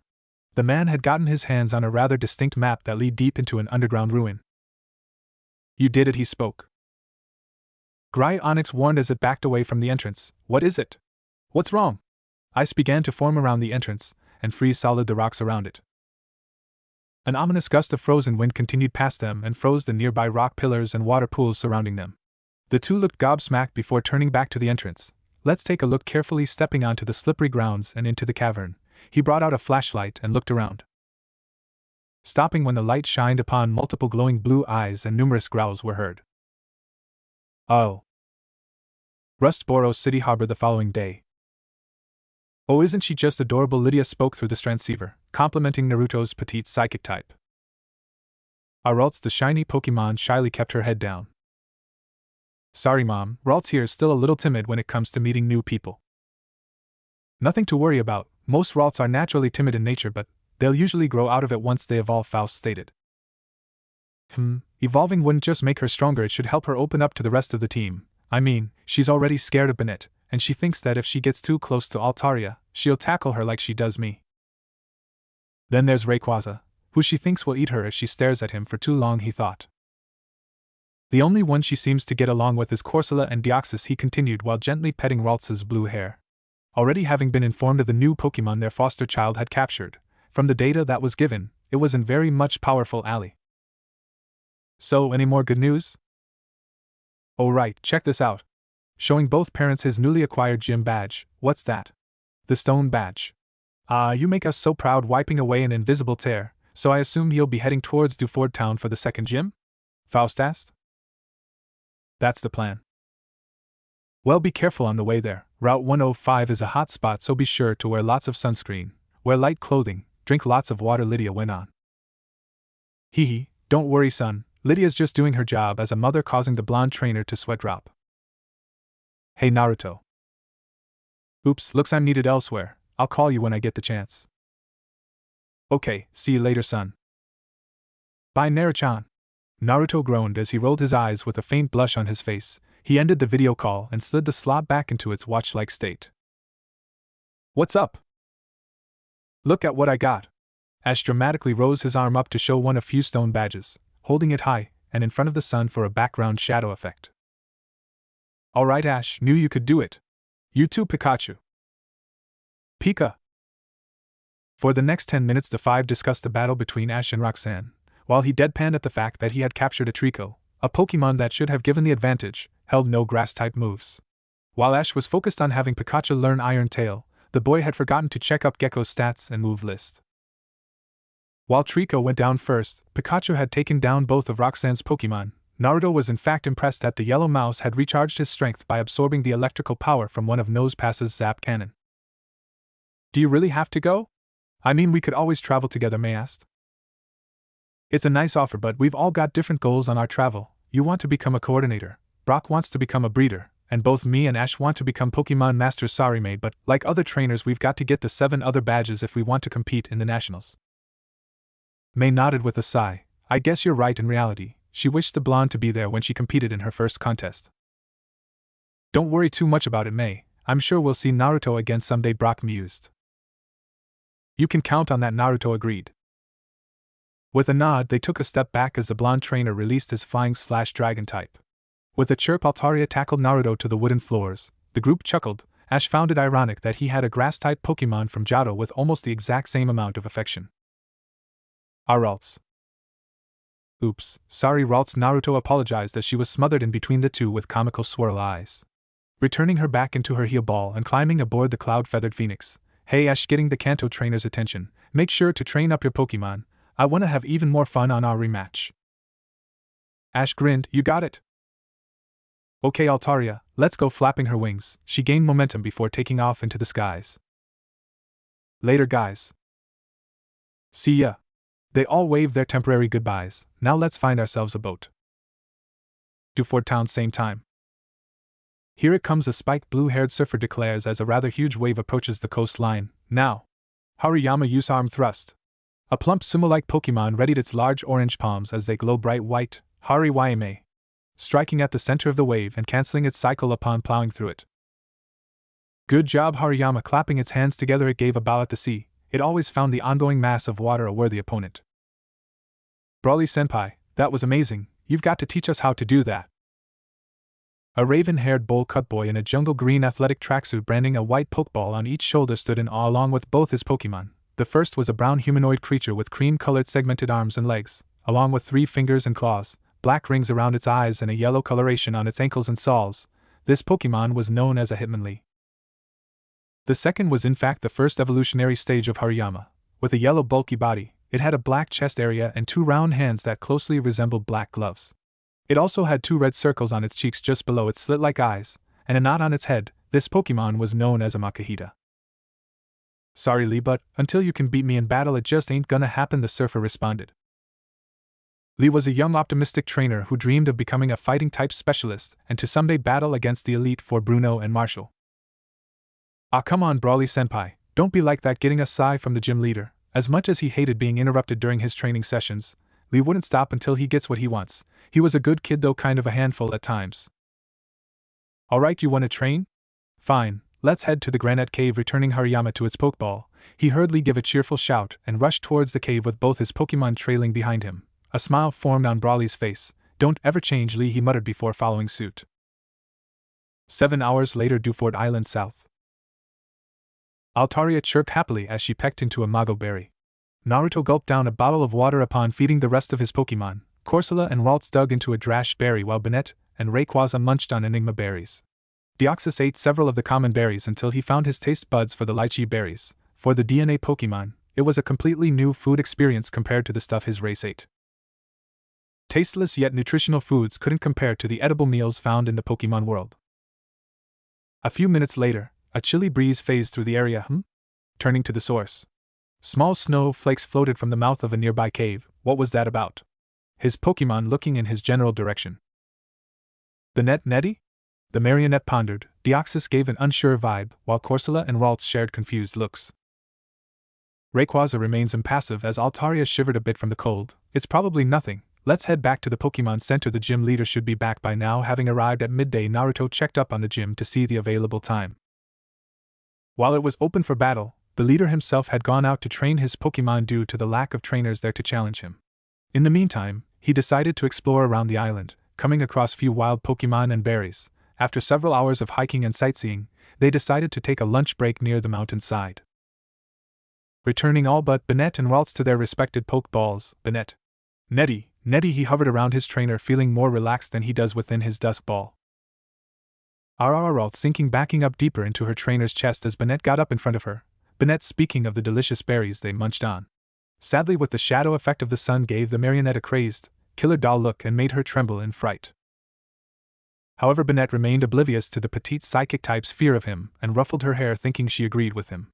Naruto's sweat dropped at the scene before nearly tripping over at the sudden rumble of the mountain. Ralts? She wondered, still slightly shaken by Bennett's presence. Cracks appeared alongside the wall and was suddenly blasted open as a 4-armed boulder grappled against a horned cocoon-like Pokemon. It's a Graveler. Naruto spoke in surprise before it pushed back its opponent with all its might. The Pokemon's eyes glowed blue and charged a frozen orb in its mouth. Reaching for his Pokédex, Naruto scanned the ice-covered rock. Glalie. The face Pokemon. While Glalie tend to be mischievous, they are considered one of few most loyal Pokemon. Colonies are known to defend their territory with the most harshest of blizzards. A Glalie? But I thought they only live up in snowy mountains or frozen caves? He muttered until noticing the incoming attack. Ice Beam! Hit the deck! Bennett flew up high while Naruto took cover behind on the outer walls of the mountain. They watched as a crystal blue ray blitzed out the large hole, freezing the ground and part of the walls surrounding it. The trio took a peek to see the Graveler had been frozen solid. Whoa, instant freeze. Usually it would take several seconds before completely freezing an opponent. Ralts and Bennett gave their trainer a confused look. This isn't a low-level Glalie, he gave a stern look with his response. Bennett? Maybe it does make more sense that for it to be a wild Pokemon. Come on, let's see if there's a trainer nearby. Hitmonlee use high jump kick.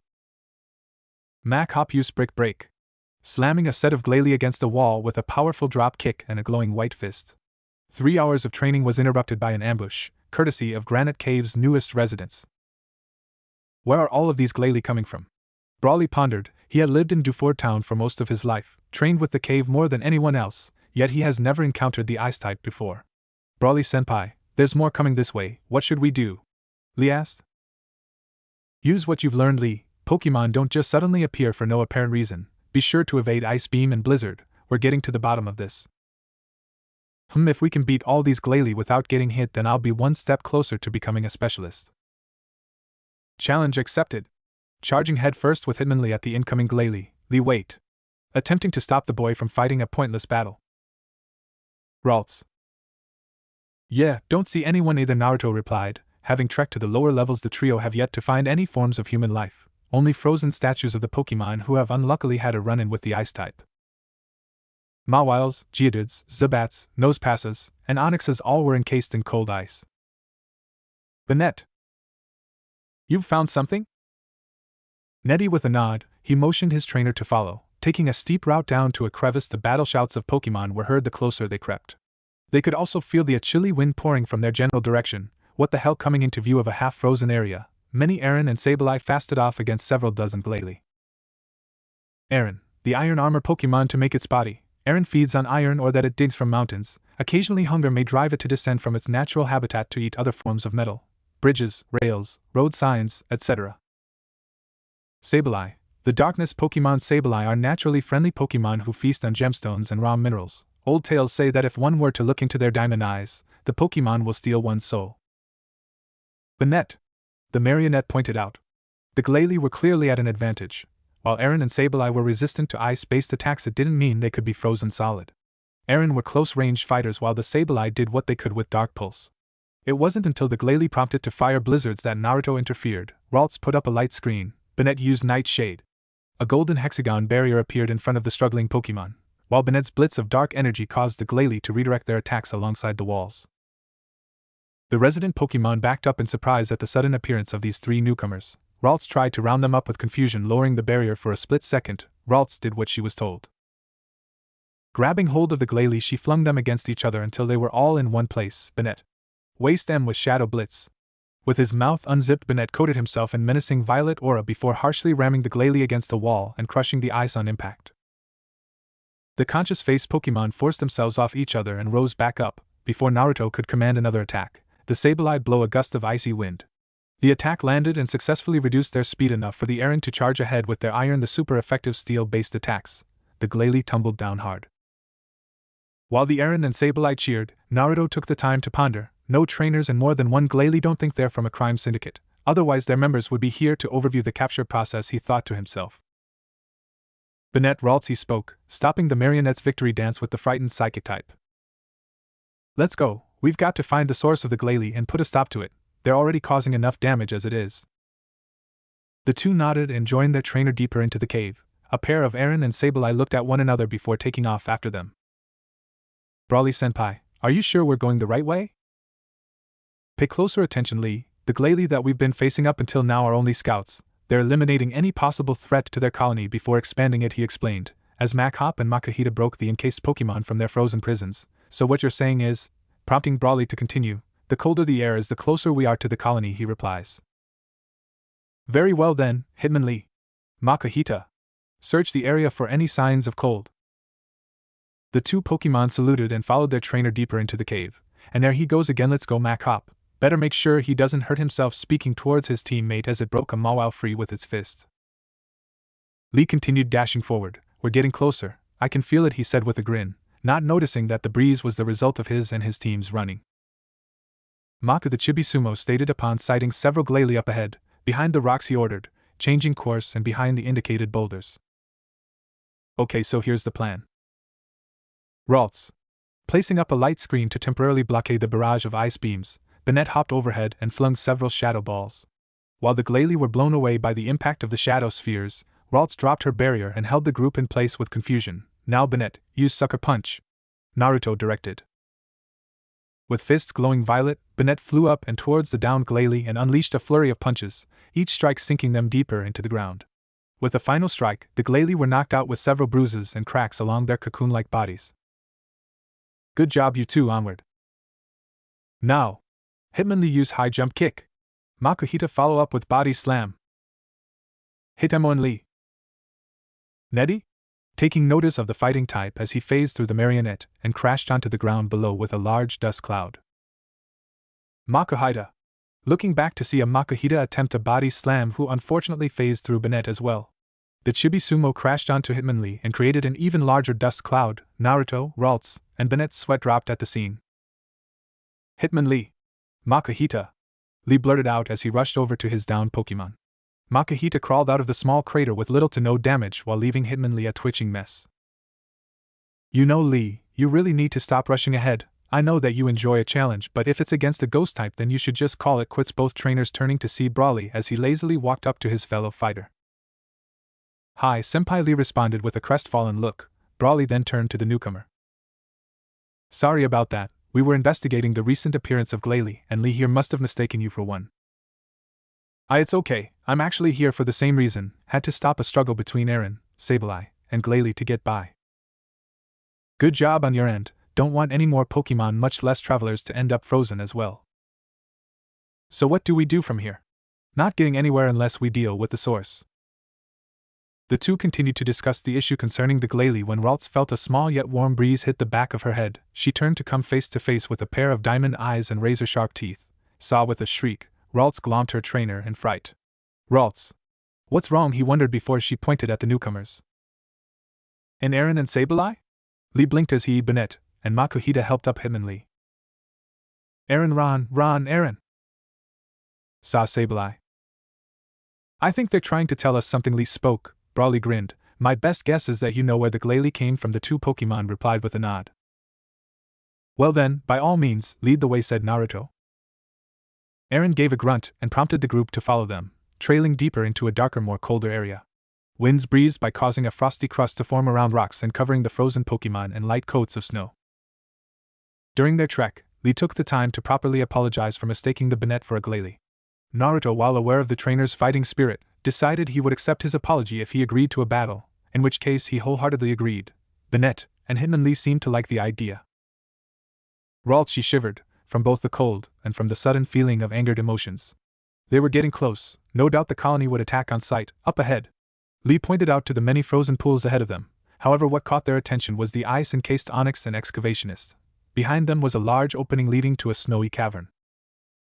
Asking for Bennett's will-o-wisp, the marionette melted the ice around the captives.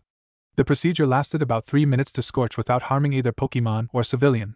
Once finished, the two dropped down, gasping heavily for air. Brawly checked up on the man before hefting him over his shoulders. This guy has been frozen for too long and needs medical attention. I don't want to have to leave you two alone, but I've got to get him to the clinic. Do whatever you can to stop the Glalie, he says. Before taking off, he catches sight of the poke ball within the shivering man's hand. Taking the hint, he returned Onyx to his capsule and took off with Mac Hop at his side. Lee and Naruto shared a glance and trekked into the snowy cavern.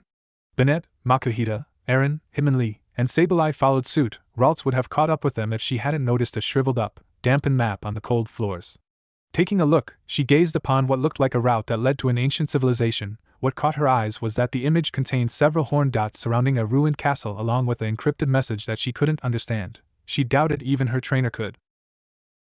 Ralts, come on, she heard her trainer speak and promptly followed.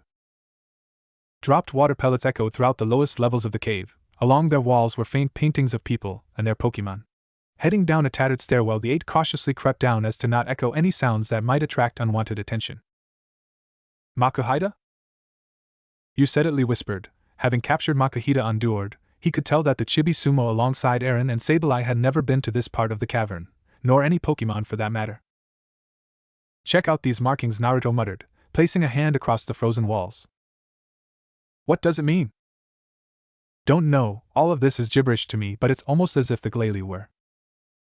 Ralts gave a sudden yelp, causing the group to jump. She shakily pointed across towards the pillar between the stairwell. What dash? They flinched at the sight of a frozen mummy within a hollowed-out, pieces of its decayed skin and an eye appeared to be intact. Oh man, that's a bad way to go, Lee spoke. Naruto swallowed the lump in his throat. Let's keep moving, don't want to end up like him now, do we? With that said, they all continued downwards until they reached the end of the stairwell. What they gazed upon only made them gasp in awe, a shimmering ruined castle of ice surrounded by numerous spiked barricades of the same element. Near the top of the structure did a colony of Glalie encircled the building, each on the lookout for intruders that were foolish enough to approach their home. GLA dash. Taking notice of the 2 humans and 6 Pokemon, the Glalie took defense and blocked the entrance to the ruins. Not good, stated Naruto as they were quickly surrounded. Hitmonlee, Makuhita, Aaron, get ready, Lee uttered. Bennett, Ralts, Sableye, make an opening. Ralts gulped while Bennett and Sableye gave a menacing grin. Without a second thought, the two spammed shadow balls and night shade.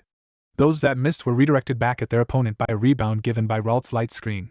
While the Glalie were generally surprised by this, Lee commanded his own team. Hitmonlee, blaze kick. Makuhita give Eren a toss and hit M with iron head. Regaining their composure, the Glalie fired a trial of ice beams. Hitmonlee sparked his foot ablaze and gave a flurry of kicks. The impact against the ice rays were able to keep them at bay enough for Makuhita to launch the iron armor Pokemon. Eren slammed its glowing white helmet-like head on its opponent. Surely enough, the colony witnessed the event unfold and began their assault. Go! The two trainers split into their teams, avoiding incoming ice rays and gusts of frozen wind. Naruto, we're sitting ducks out here, what do we do? Lee shouted, doing everything to avoid the ice beams. Said Blonde bit his lower lip. Whatever these Glalie were defending, it wasn't worth becoming a frozen mummy. No doubt they'll be after us if we even try to escape unless dash. Lee, we have to scatter them. Naruto shouted. And how are we gonna do that? He replied in between jumps. Naruto dodged to the right and tripped over a pile of frozen rocks. He grunted as a visible red spot appeared on his right leg. He shook the pain away. We have to cause a cave-in. Have your team weaken the walls. We'll get the ceiling. Lee gave an unsure respond. Are you sure about that? It's a risky move, not unless you mind getting crushed, hoping there was another way that wouldn't harm themselves or their teams. We don't have that many options and our Pokemon can't handle an entire colony now. Are you in or not? TSK, alright. I'm in. Altaria! Corsola! Come on out. Giving his luxury and dive ball a toss, out popped the cloud-feathered phoenix and living coral. Give us cover fire with heat wave and rock blast. With a chirp and a cheer, the two moved up front, materializing large rocks and flapping gusts of flames. The Glalie maneuvered around the attacks, countering with their own frost-based attacks. Bennett, Dark Pulse. Sableye, Nightshade. Ralts, Signal Beam. Unzipping his mouth, Bennett unleashed his dark energy in the form of a ray of entangled black-violet circles, followed by a black lightning bolt from Sableye, and a multicolored beam from Ralts. Each blasted across the ceiling, shredding across the frozen rocks. Eren, Metal Claw. Makuhita, Arm Thrust. Hitmonlee, Mega Kick. With arms and legs glowing white and blue, the trio blitzed across the surrounding walls, causing fissures to quickly climb towards the ceiling. Altaria shot like a bullet past the Glalie. With each change in course, she released more gusts of scorching flames. The face Pokemon naturally gave a chase after the Phoenix, GLA. Opening their slot-like mouths, they fired another blue electrical sparks, encasing mist areas in ice. Altaria flipped back and flapped another heat wave, directly blowing the Glalie away and onto others. Corsola struggled a bit herself, hopping from stone to avoid the ice beams directed at her. She sent earthly cannonballs at every opening she had. Unlike Altaria, Bennett, or any of her other teammates, her bulky body and high defense made her the least mobile of the group.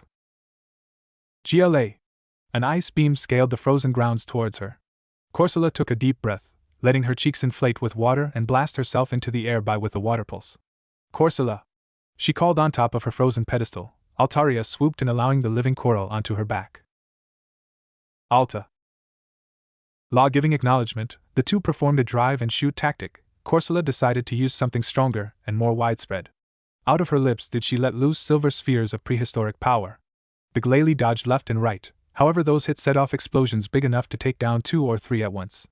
Altaria continued flying and nearly stopped when a small hand-sized rock nearly crashed down on her blue thin feathered head. Taking notice of the large fissures along the ceiling and walls, she called out to her trainer. Naruto noticed the duo's predicament. Altaria, I need you to fire your Dragon Pulse up at the ceiling. She glanced back at the incoming wave of Glalie before turning back to her trainer. She hadn't a clue as to what he was up to, but at least hoped it worked. Gathering power from her dragon affinity, she launched a majestic glowing light green orb at her target. Everyone get ready to run! He shouts, getting their attention as Altaria's Dragon Pulse made impact. GLA? The earth started to shake, the fissures deepened and large boulders began to erupt from every direction close to the stairwell. Go! Taking the hint, Lee, Eren, Hitmonlee, Makuhita, and Sableye made a mad dash up the steps. Naruto quickly returned Altaria and Corsola to their poke balls, Bennett, Ralts. The two shouted, desperately wanting their trainer to hurry as more rocks came tumbling down. It was then that Naruto caught the sight of a small oval-shaped object and an incoming boulder that caused him to change course. Gravity took effect and was close to crushing the blonde trainer. Ralts immediately used confusion to suspend the frozen rock. Bennett bolted forward as Ralts easily struggled to keep it up. Naruto blinked upon seeing the inch-close rock from his prone position, and wounded kneecap made it difficult to stand back up. Bennett luckily tackled Naruto into his own shadow, which then extended onto Ralts. She let the stone drop after Bennett rose back up with their trainer. Ralts fell to her knees, exhausted from after her full use of signal beam and confusion. Naruto took her into her arms and forced himself up to see Lee, and the others rushed back down. "What happened?" he asked. "The tunnel collapsed. It's too thick to plow our way through," he replied. Bennett gave a worried look. While he could easily phase through walls, the others couldn't. Rocks fell more harsher, much like an avalanche. "What do we do?" Lee asked. Biting his lower lip, what can they do? Their only escape route is shut, and none of the Pokémon had the skills to dig their way out. Naruto felt a tug on his shirt. Glancing down, Ralts gave him a small reassuring smile. "Ralts? Are you sure you can do this?" She mustered up a nod. Lee looked confused. "Do what?" "Everyone get close. This is a huge gamble we're about to make," gathering around as the rocks began to pile up and blockade the surrounding area. Ralts used teleport. Gritting her small teeth, Ralts was slowly consumed in a multicolored glow. "I know you're tired, but you've got to do this. Don't give up, Ralts. Whatever you do, don't give up." Her glow began to shine brighter and brighter. Lee felt a rock hit the top of his head. Naruto, a large rock began to crumble down on their location. "Come on, you've got it. Just a little more," he muttered. Ralts was seriously pushing past her limits. Her body screamed for her to stop. She wouldn't ever give up. Eyes snapped open. RALTS. Everything went white. To Fort Town outside of Pokemon Center. How long will it take to get here? The Rangers should arrive within the hour. They'll do what they can. Thank you. Brawly ended the call. He had informed the Pokemon Rangers of the problem concerning the Glalie and have dispatched whatever groups available to help gather and relocate them. Putting away his Pokegear, he would have proceeded back into Granite Cave if not for the sudden flash of light. Naruto, Lee, Bennett, Hitmonlee, Eren, Makahita, and Sableye materialized with bots of dust and snow on their clothes and skin. "We made it?" Lee asked. Everyone looked around, saw Sableye and Eren weren't sure what to make of the situation, as they have never left the cave before. "Wait, where's Ral?" He froze. In fact, everyone close enough to see had done so as well. Her body was glowing a crystal blue color which began to grow in size. The glow soon popped, revealing an entirely new Pokemon. Her one long dress, while still white, was now shorter, much resembling a tutu. Her blue hair reached down to her shoulders and away from her face. She also had 2 red horns on each side of her head, much resembling hairpins. She was also much taller than her previous form. She was about as tall as Bennett, if not slightly bigger. She evolved, Lee muttered. Naruto brought out his Pokédex. Kirlia, the emotion Pokemon. Kirlia uses the horns on her head to amplify its psychic powers. During this occurrence, reality becomes warped and future events can be seen. Bringing a smile to his face, Naruto hugged his partner. "Congratulations, Ralts, you really pulled through," he thought. "Whoa, you guys look like you've come on out of a war zone," Brawly stated. "Brawly-senpai. It was incredible. You should have been there. We took a passageway that led to some ruins, and then the Glalie had us cornered, and then we all triple tag-teamed and knocked them down senseless, and then Brawly shoved an orange berry into his mouth." "I get it, Lee, you can stop now. What matters is that you all made it out in one piece." Then Lee's mind clicked and bit the berry. "Oh yeah, that reminds me, Naruto, what was that thing you were carrying?" All glancing at the blonde, Bennett sat on his shoulder, wanting to know why his friend would dash off and nearly get himself killed again. Naruto laughed sheepishly before showing them the oval object. "An egg?" said Brawly. Said egg was pale yellow in color with a black and orange outlined arrow trailing down the middle. "Yeah, it was about to get crushed, so I kinda acted without thinking," he replied. Everyone smiled, knowing they wouldn't let something as such happen to an unborn Pokemon. The group picked themselves up and walked into the center. After battling countless Glalie, both Pokemon and trainers were both needed time to recover their heat and stamina. Naruto took one last glance at the granite mountain, wondering just what it was the face Pokemon were guarding. Granite Cave, frozen ruins. Safely secured within the semi-collapsed walls of the cave, the Glalie surrounded what appeared to be a chunk of carved ice. The stone radiated with an abnormal frost-like energy. The Glalie's eyes glowed blue for a split second before the light dimmed out. What if Naruto joins Team Rocket Pokemon? End here, and thanks for watching my video till the end.